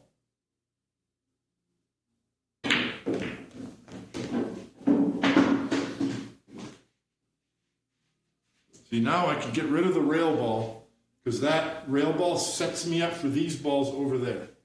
And I can leave the 9 and the 1 for break balls. But rather than just play position here, get rid of the rail ball because it sets you up for those.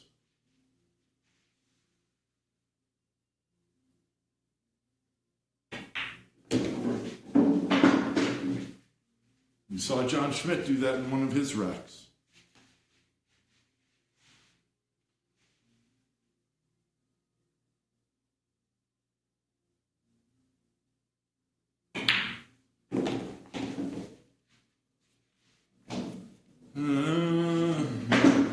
I got worse position than he did on his.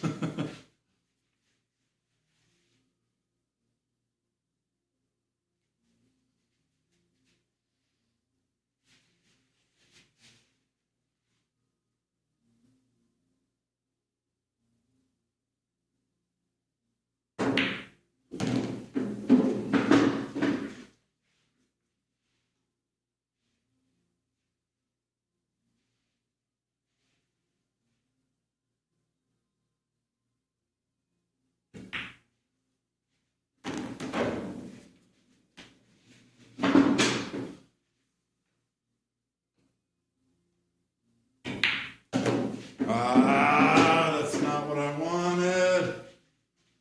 See, that's the difference. Cue ball control.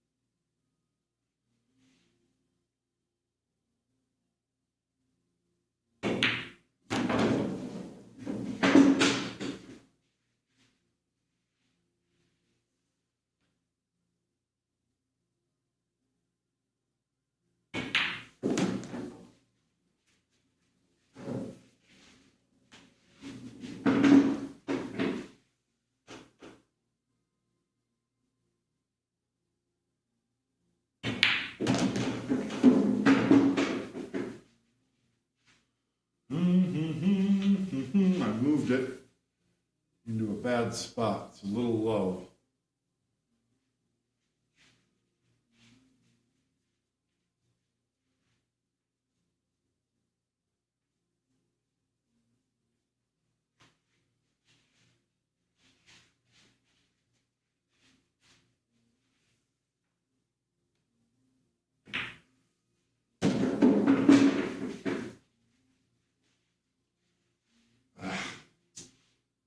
Thought I had straight in on the 8. I got an angle I didn't want.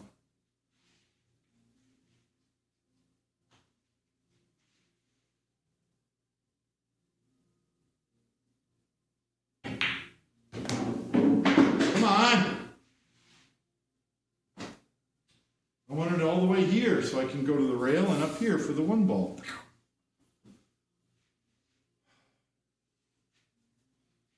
Shoot. That means I'm jumping up on my shots because I'm not getting my speed control right. That's what that means.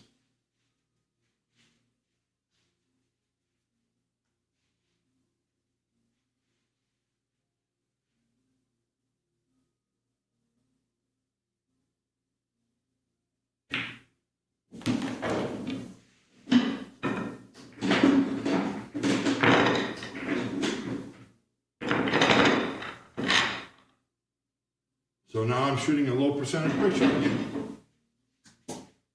That's the difference.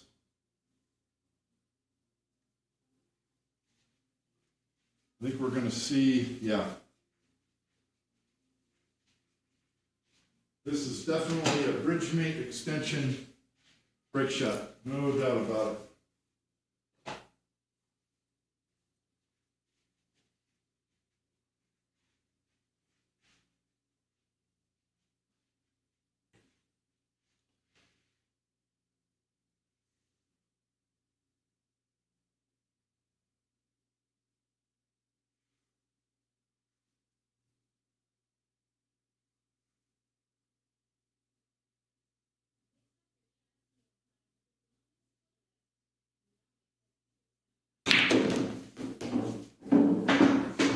Oh, I didn't get a shot.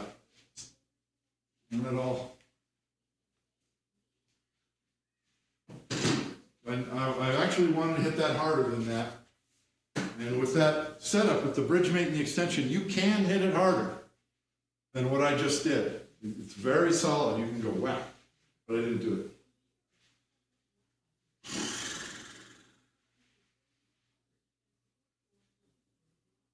So the 1 ball has a chance of going in the corner, but it's a thin shot. It's right there. It's probably right there. Okay. 1 ball up in the corner.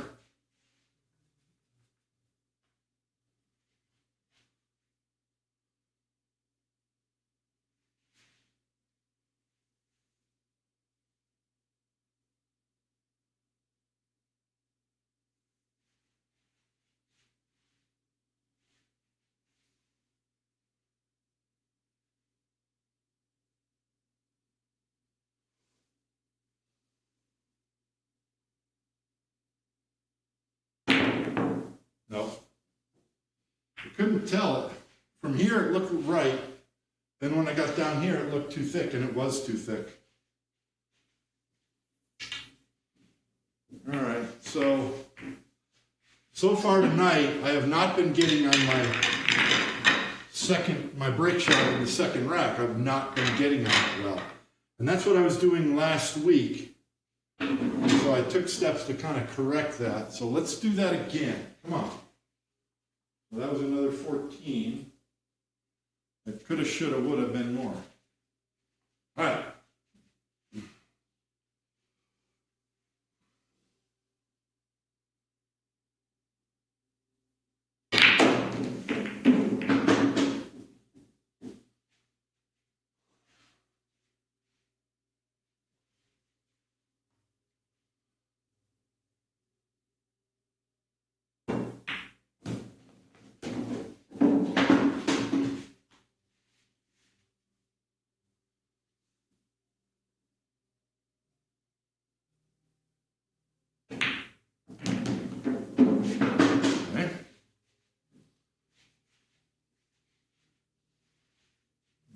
not quite straight enough, Red. Shoot that 5 ball.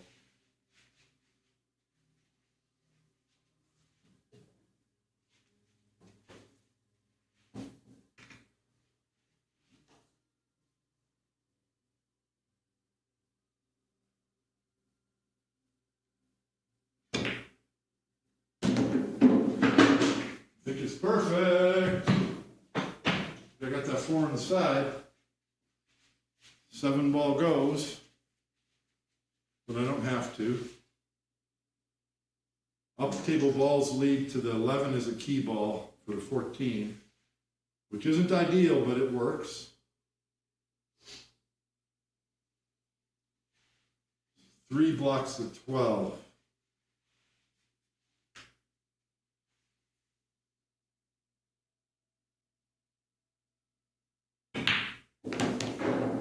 And now I blocked that. I wanted the 7-3, but now I got this. I've created a problem for myself.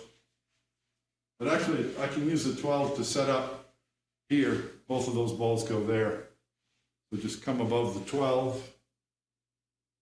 Just lay up on that 5-15. And we'll use the 8 as the K2.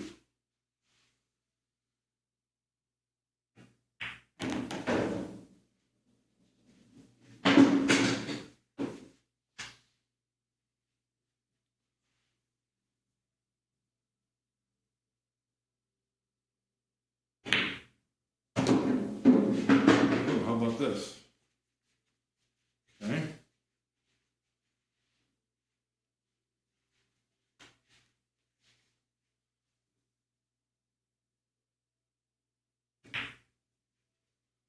Now, the last thing I want to be is straight on that 1. Do not want to be straight.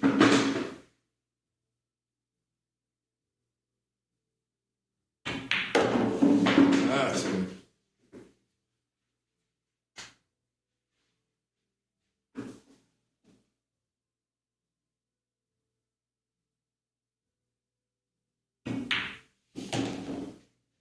Perfect.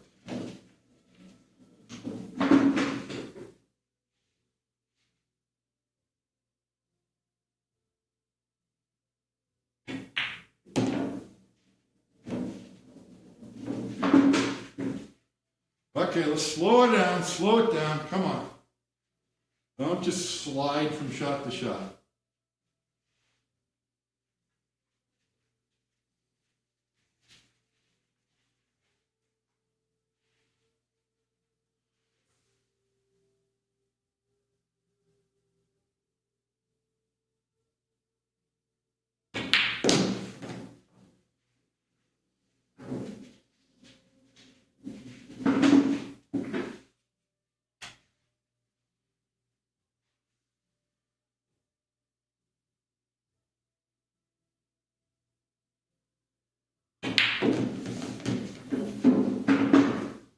Okay, no complaints there. Got on the brake shot properly for once. Or at least high percentage shot. All right, 14.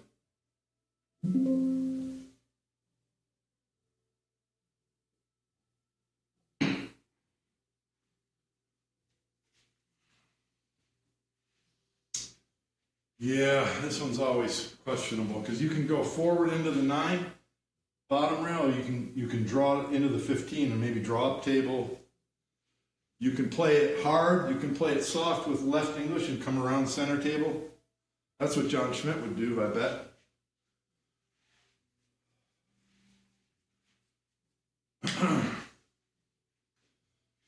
Here's how I play it.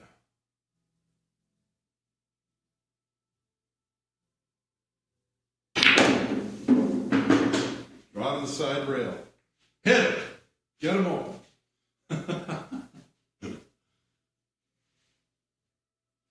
I'm going to leave the 9 because there's balls over here. So if I get over here, then I have a shot on the 9 to run into those.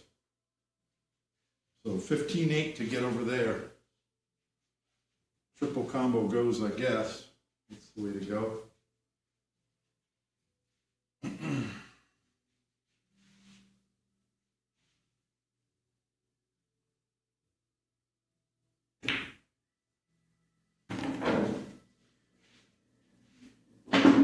be able to shoot the triple combo and hold the cue ball here so I can cut the 9 and open these up just gently.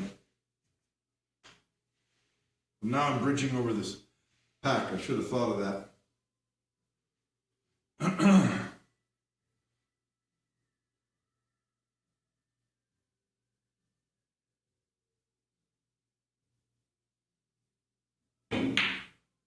Yeah, so I couldn't either make the ball or hold it. I can't do both. 4-ball combination. 6 in the corner. I'm lined up right on it. 6-ball.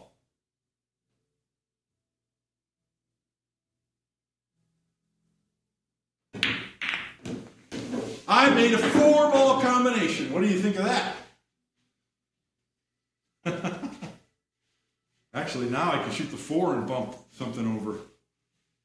Use your feet, man. Use your feet. Look around.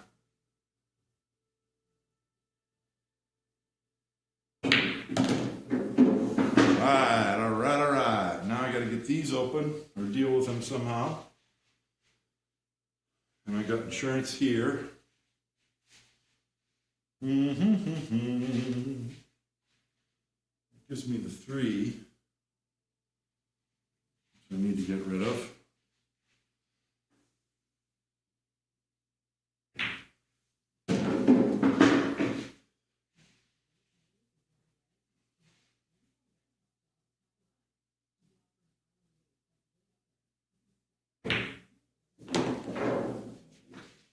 I wanted to get it, preserve an angle to cut the 11 and hit the 12 or the 7 because I have these balls next, but I didn't do that. So let's do something smart, shall we? What can we do? I could shoot the 2. Nah, I don't want to do that. Tie up these balls.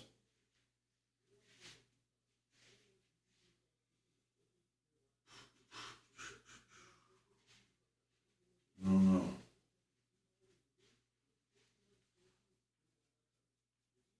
I guess I can shoot a stop shot. Because I'll be able to cue underneath these and then run into that, and I've got the 9 or the 13 next. Or I could draw, better to draw here, shoot one of those in the side, knowing I have the 13 no matter what. Can I do that now? No, I'm going to hit the 13. Okay.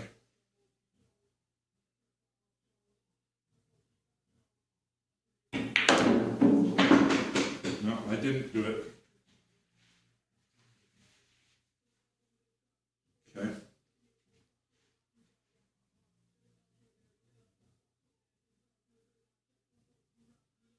I abandoned that idea. I didn't want to do it, but now I can get up here. Just try and lay up right there.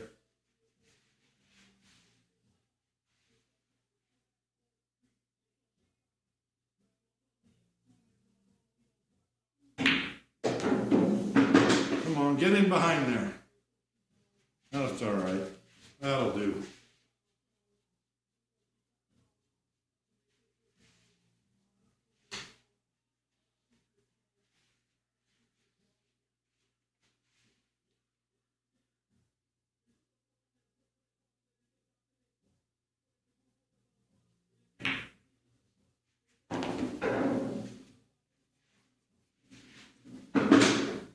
I don't know about that. I should have played position for the 7. Actually, I'm good enough on it. We'll try it.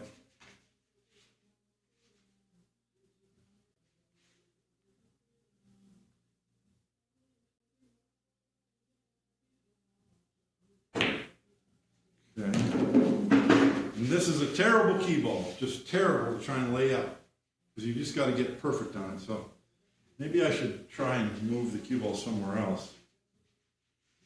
No, I think it's all right.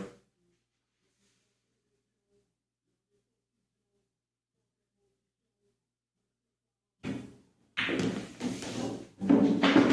mean, that's not great.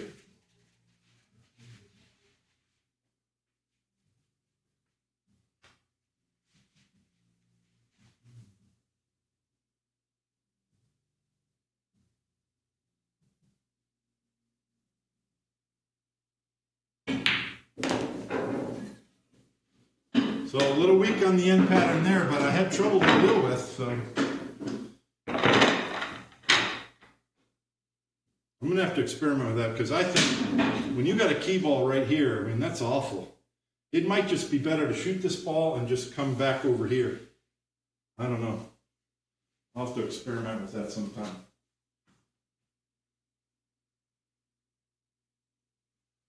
All right, 10.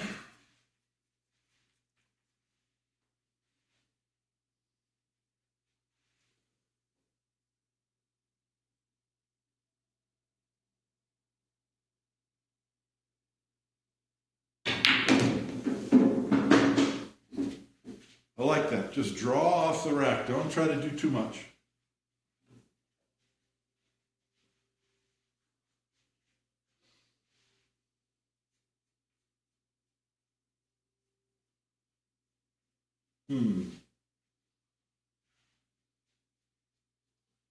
Okay, 14.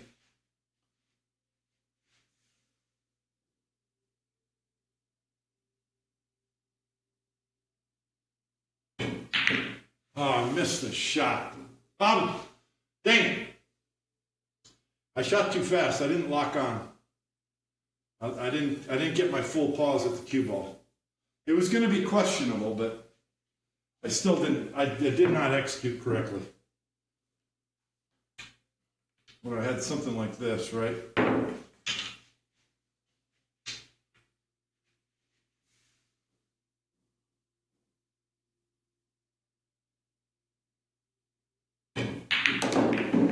See, even that, I'm better.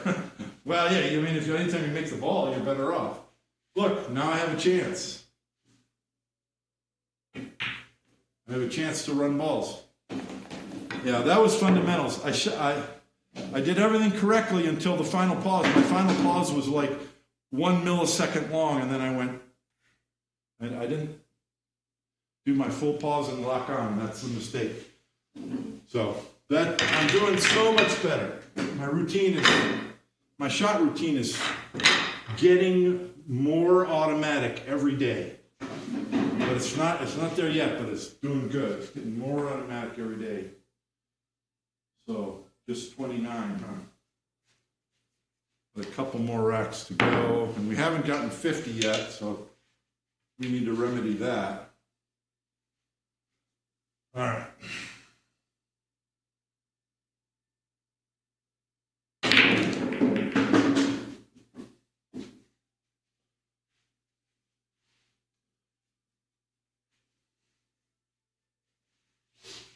Seven in the side.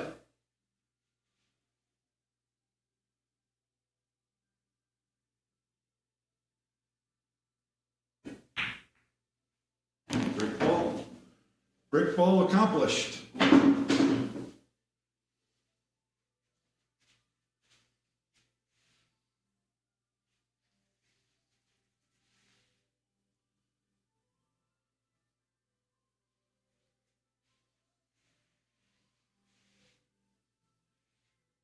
I got to get the 2. The 2's bugging everything. And the 2 sets me up for the 11-4. I got to get the cue ball over here. I think I'll risk this.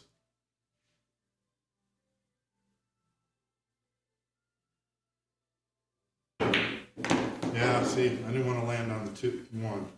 But I can get there now. Actually, I can take care of two problems with one stone here.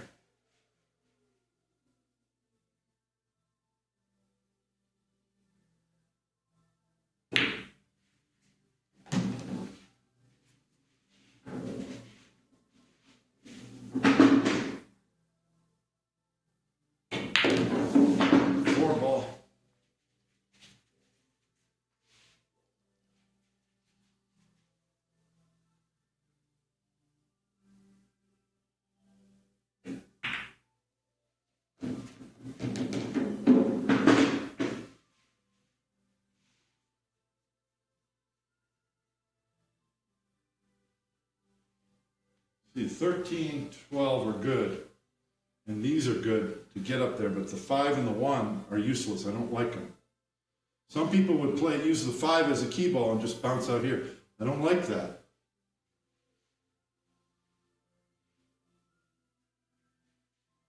So I think I'm going to go. So I need to remove the 15 because the 12 can go there. So it's 11, 15, 9, 1, 5. Then I have 12, 10, 13. Or I might even go 11, 10, 15, 9. See what I'm saying?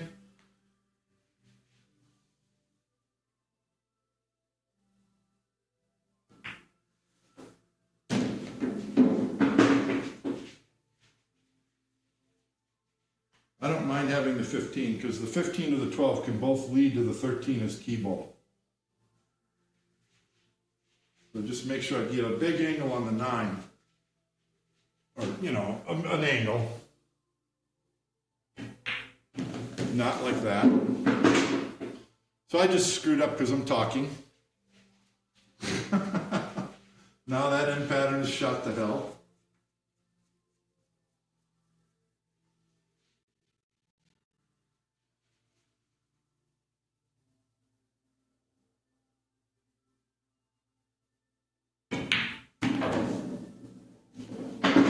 That's the side.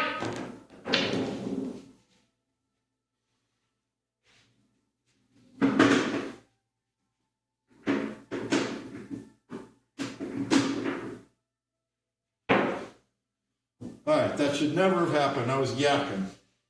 That's why I don't like to talk when I'm playing.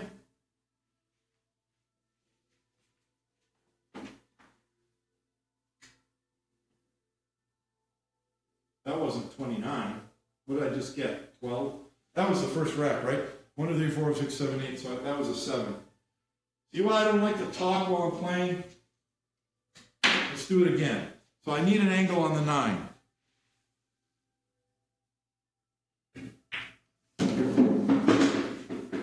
I mean, some people can do it. I just can't. Just not good at it.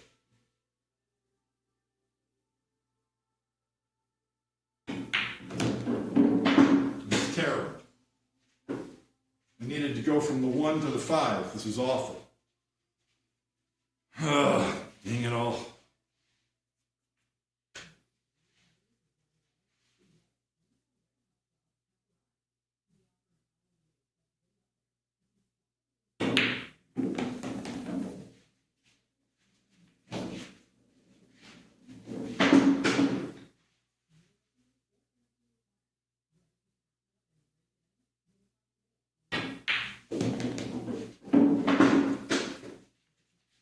On the wrong side of the ball.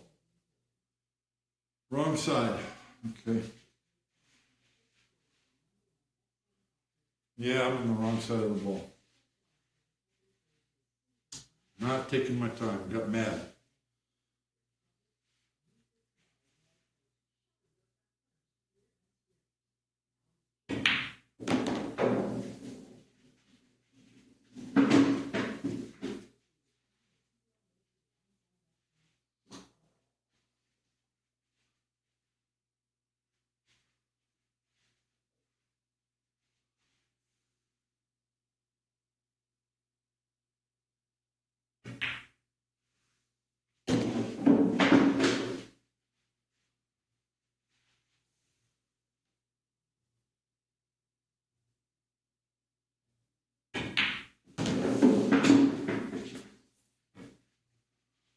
Okay.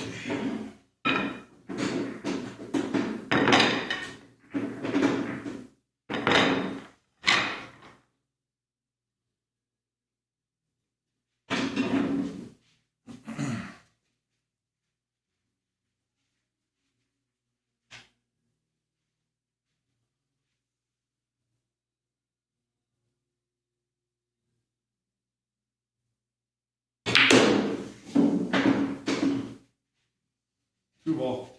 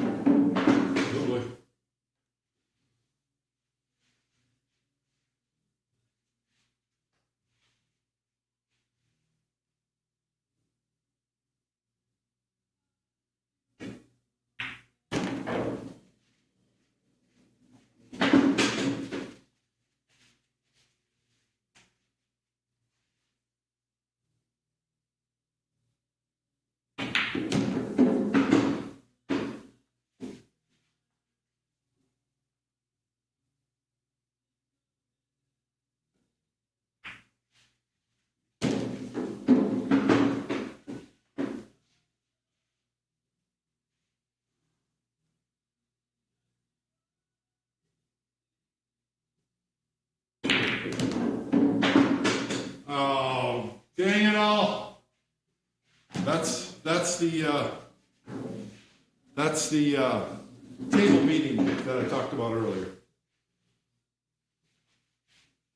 If that 15 wasn't there, then 1 is dead in the side. Can I throw it far enough to make the 15? No, I can't. God dang it. Usually that ball spins up center table, you know. 10 in the side. Nope. 15 in the side. 15 here.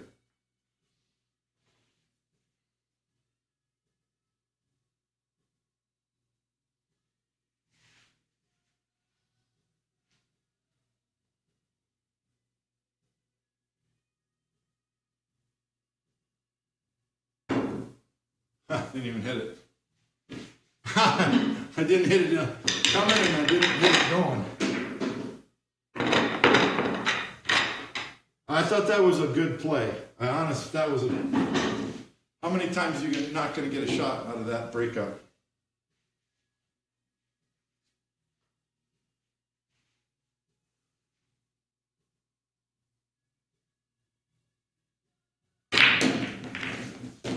I'll tell you one thing though, I am having fun. I am having fun. I don't have very many runs left, do I? Oh, maybe that was it. That was number 10. You know, today's non-traditional. I'll save those scores. And I just want to play. I'm going to keep playing a little bit. It's the weekend. We're doing something different.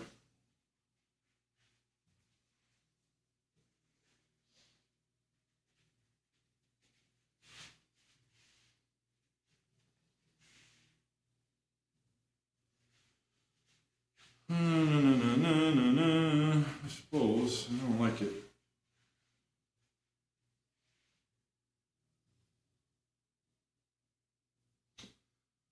These 2 balls are an issue.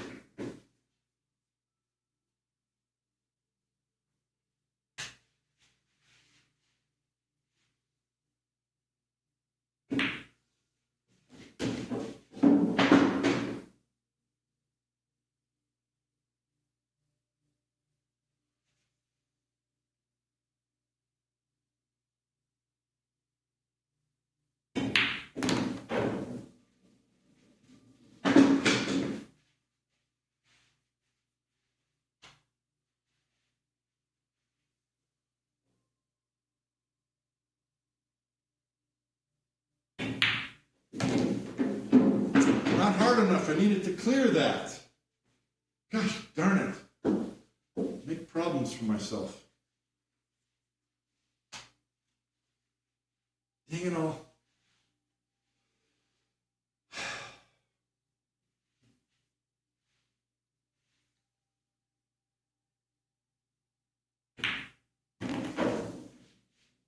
Didn't get there, I don't think.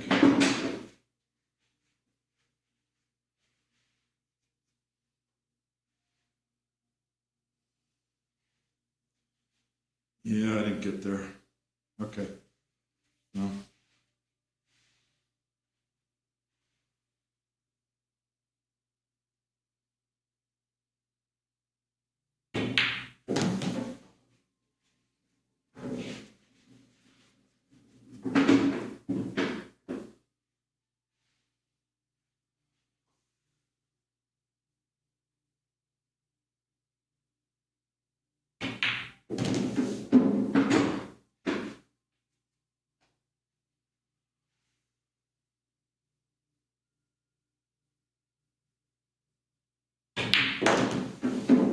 Much.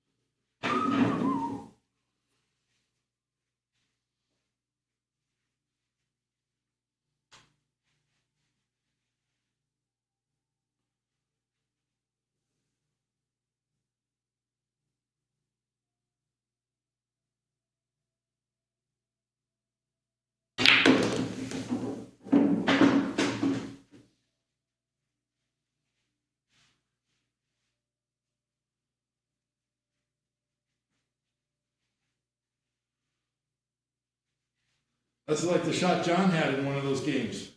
He had a combination that was lined up to the rail, and he looked at the gearing and he threw the ball to make it. I'm not going to do that.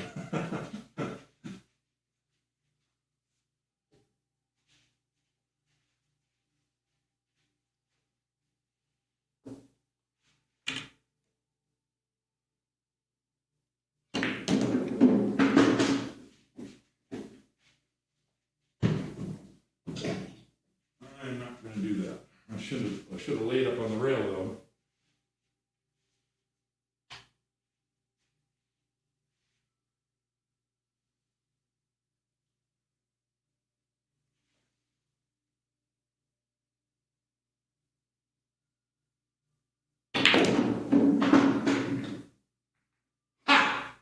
I didn't open them up, but it was a good try.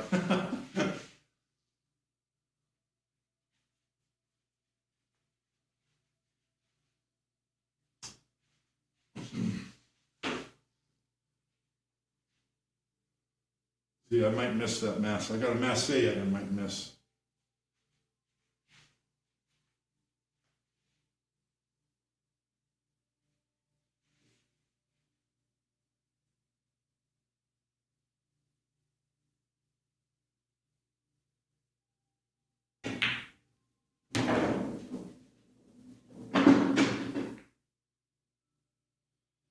I'm not doing well.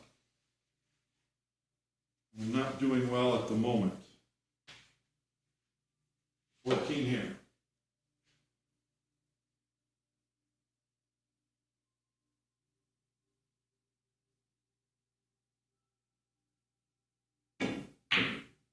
Oh, come on.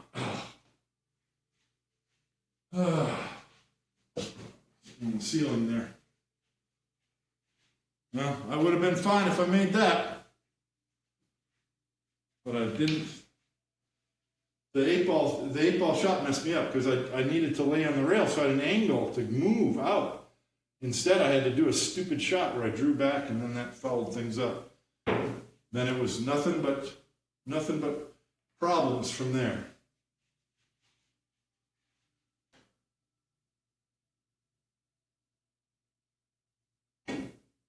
Yeah, never mind that.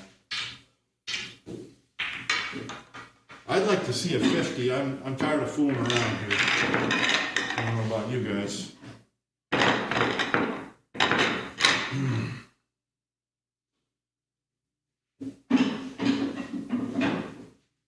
This is old, Bob. I don't want to be doing this stuff. I don't want to be playing this way.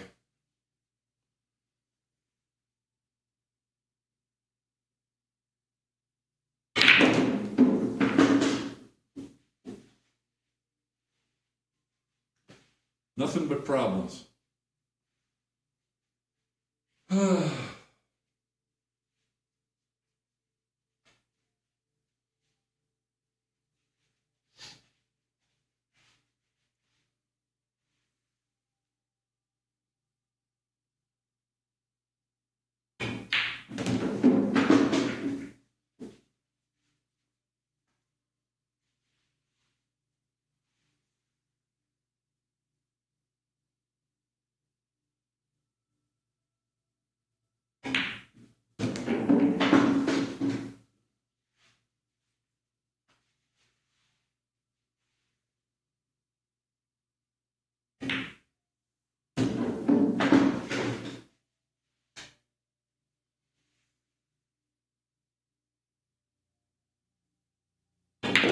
I'm trying to hit the 13. But I don't want to hit under it. I got to hit on top of it.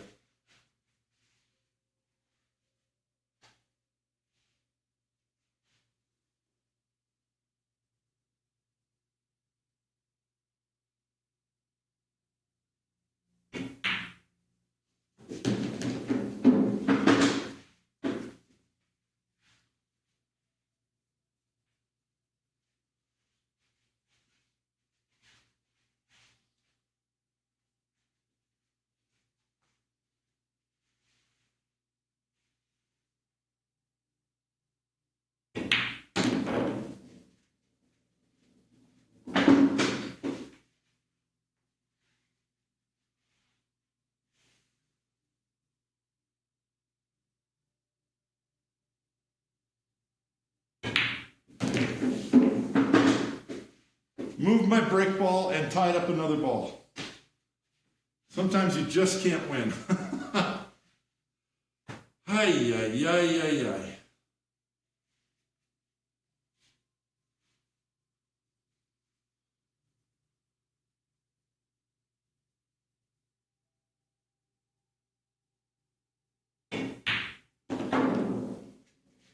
Too soft. Too soft.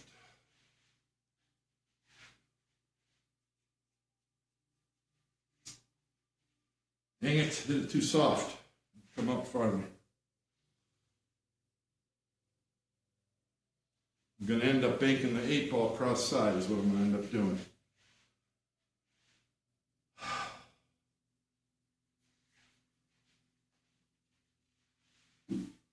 Boy. I'm just playing 9 ball now.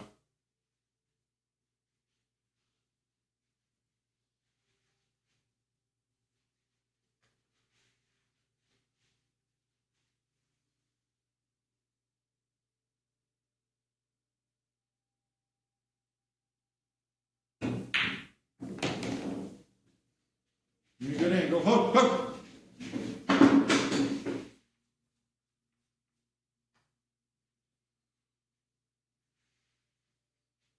$13.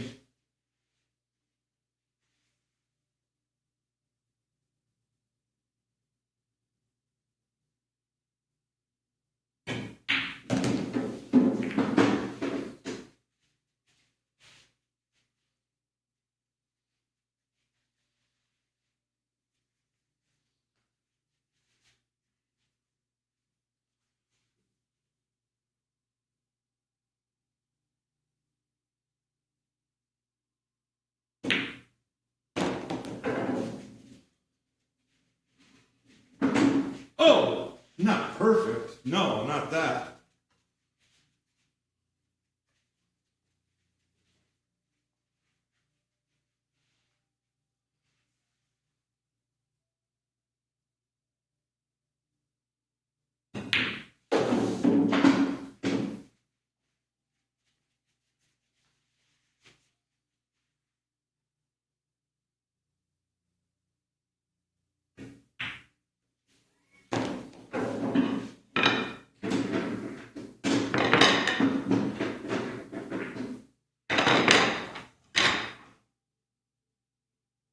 Table tried to beat me, but I didn't let it.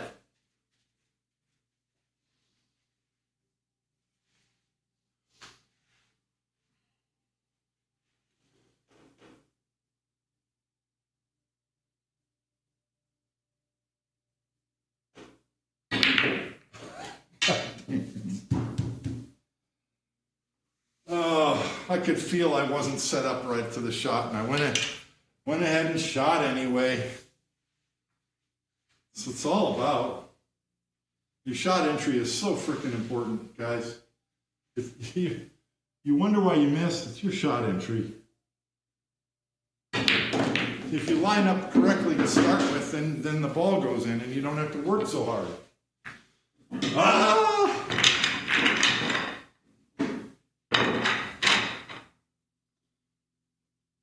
Who wants to watch the rest of the John Schmidt match? I'll do it another day, or I can do it today if enough people say yeah. I'll check it in a little while.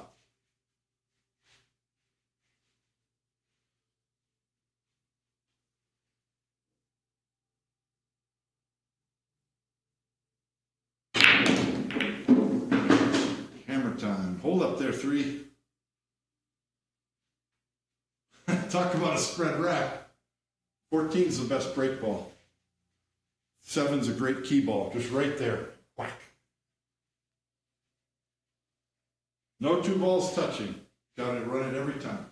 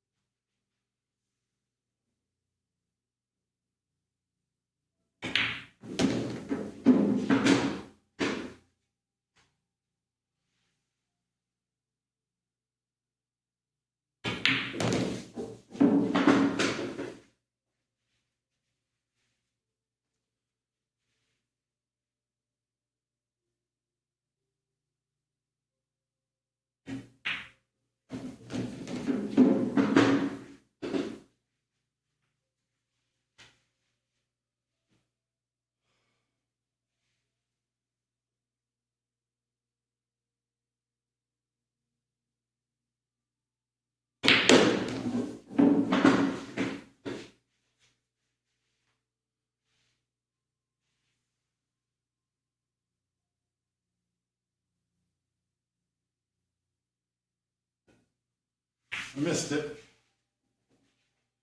I think I got too much angle on that ball, and then I missed. God damn it. Why don't I take my time and make sure I make it? I didn't get enough angle on the 2, so I end up far away from the break, from the key ball, but I still don't have to do anything. But make it. Ah! That's the type of mistake that I make way too much. Way too much.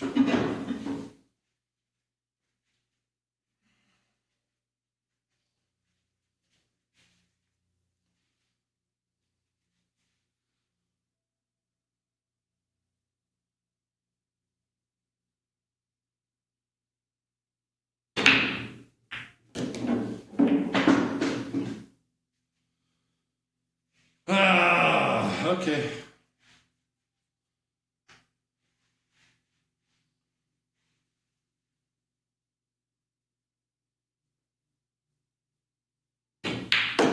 I'm actually just now starting to feel good. I haven't been playing good all day. And I'm just now finally starting to feel like I'm shooting properly, closer the way I should.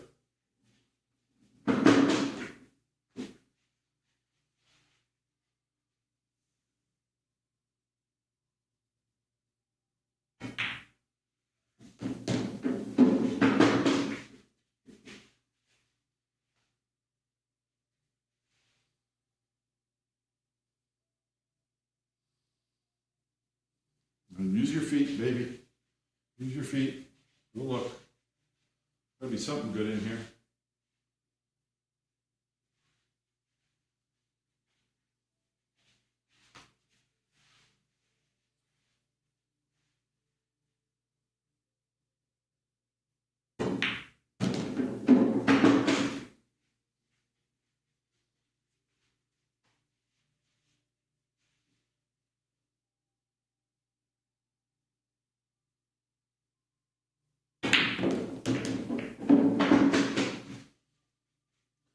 Pretty fortunate I didn't move my brake ball.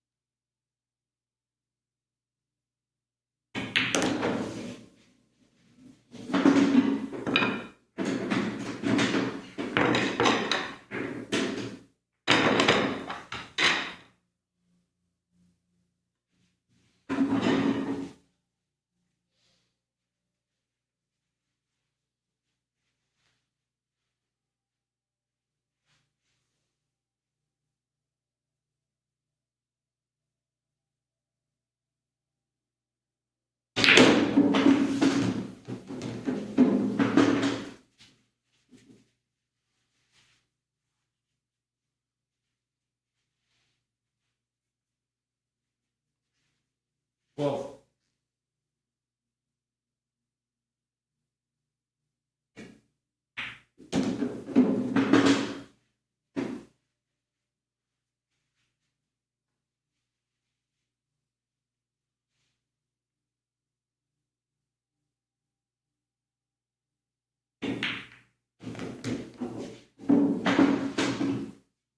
that's not good.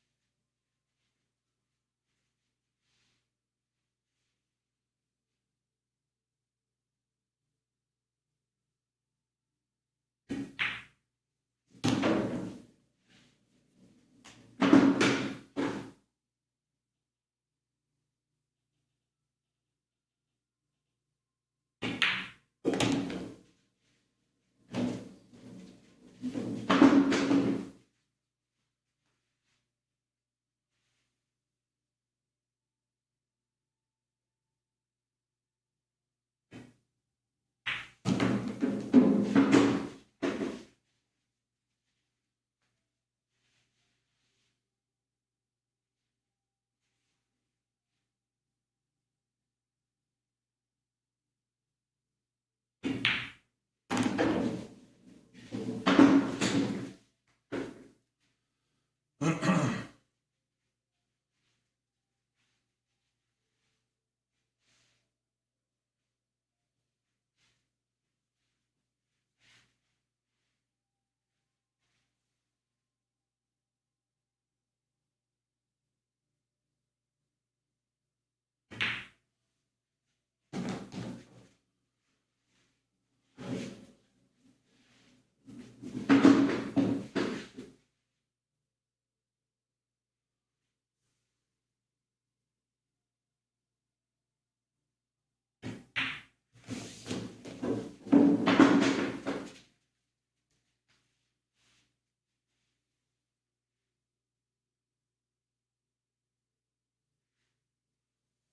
foot slipped on my carpet pad.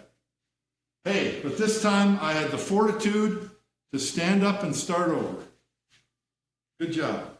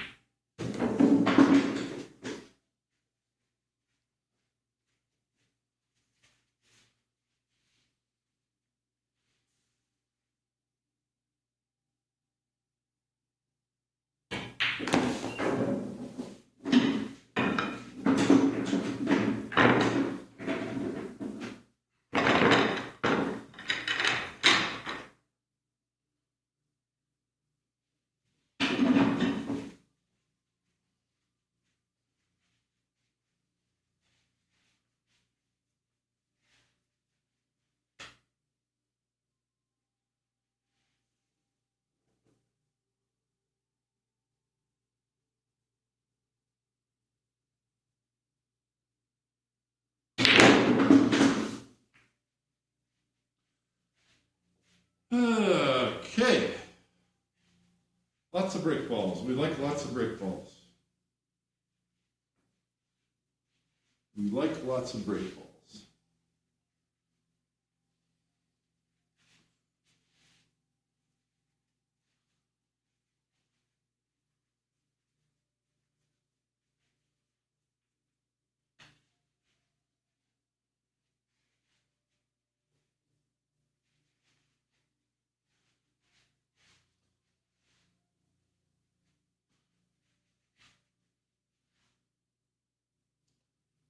And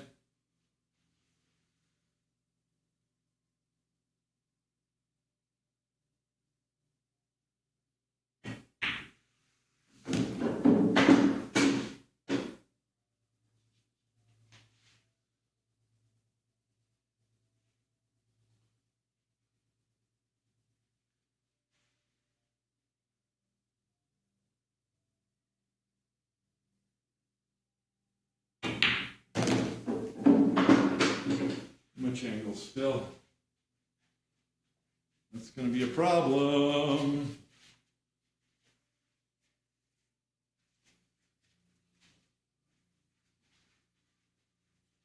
Two ball in the corner.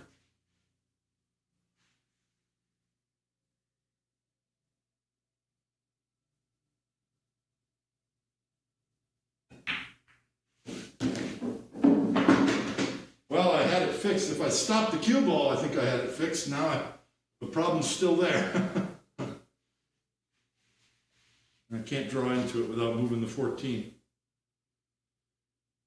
Oh boy. And I still have that trouble. Jeez. Darn, I almost had it fixed. If I would have stopped the cue ball, I think the 12 was coming up, and I was going to solve that. Darn it. Darn it, darn it. That was such a good shot to carom the 2 to clear that. Now what? God, it's like I didn't accomplish anything. Shoot. All that work for that.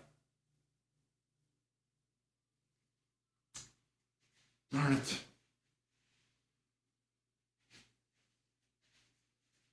Three ball.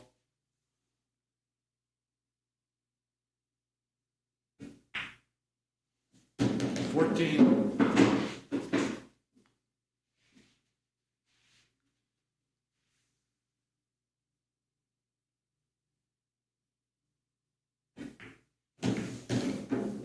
Give me a shot. Just give me any shot. There we go.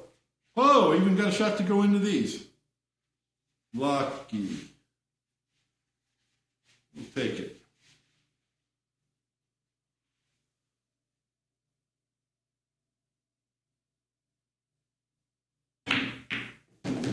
Hold on there, ball.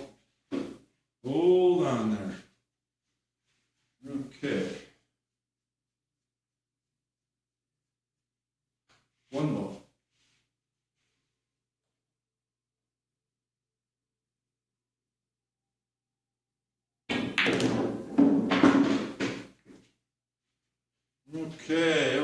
Okay. Now we're at a controllable end pattern. So let's take our time, shall we, and figure it out. Key ball, break ball. So we're going to shoot those off because I got a key ball. So 14-7. It's easy. 14-7, shoot these. 13 to get on the 8. Is it easy? I don't know. Let's see.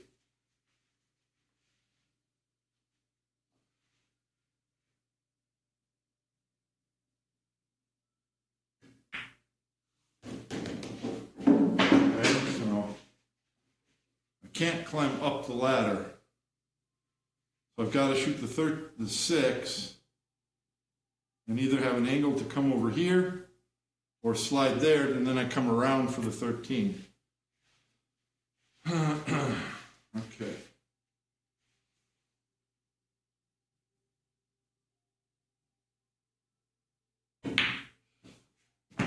Oh my God, I cannot believe I missed that. Carelessness. Just carelessness. I got the right angle. Son of a gun. See what talking does to me?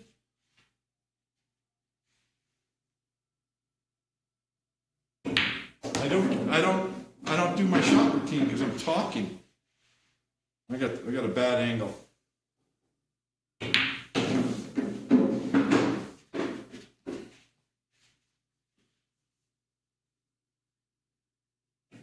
I'm mad at myself. I'm mad at myself because that should have been tic-tac-toe. And I started talking and then flubbed it up. All right, I'm done. I've had fun tonight. Even though I didn't make any good runs, at least I know what I'm doing and why. It just wasn't my day. My head wasn't in it. I don't want to make any excuses. I just didn't play well. Actually, I did play well. I just didn't connect any racks. A lot of racks. So I didn't play consistently well. And that's the whole goal, is to play consistently well. So I did it yesterday, but I didn't do it today. Does anyone care? Did anybody vote for watching the rest of the match? Nope. All right, we'll put on the, we'll watch John play the rest of that straight pool match another time. 18.5 BPI. Yeah, that's about how well I shot tonight, 18.5. I had to play, though. I had to play. You got to go through the bad times to make it clearer what the correct play looks like and feels like. Okay, yeah, definitely. I will be in a better state of mind tomorrow for sure. But I had fun. Okay, good night, guys. I gotta go. Good night. Thank you very much.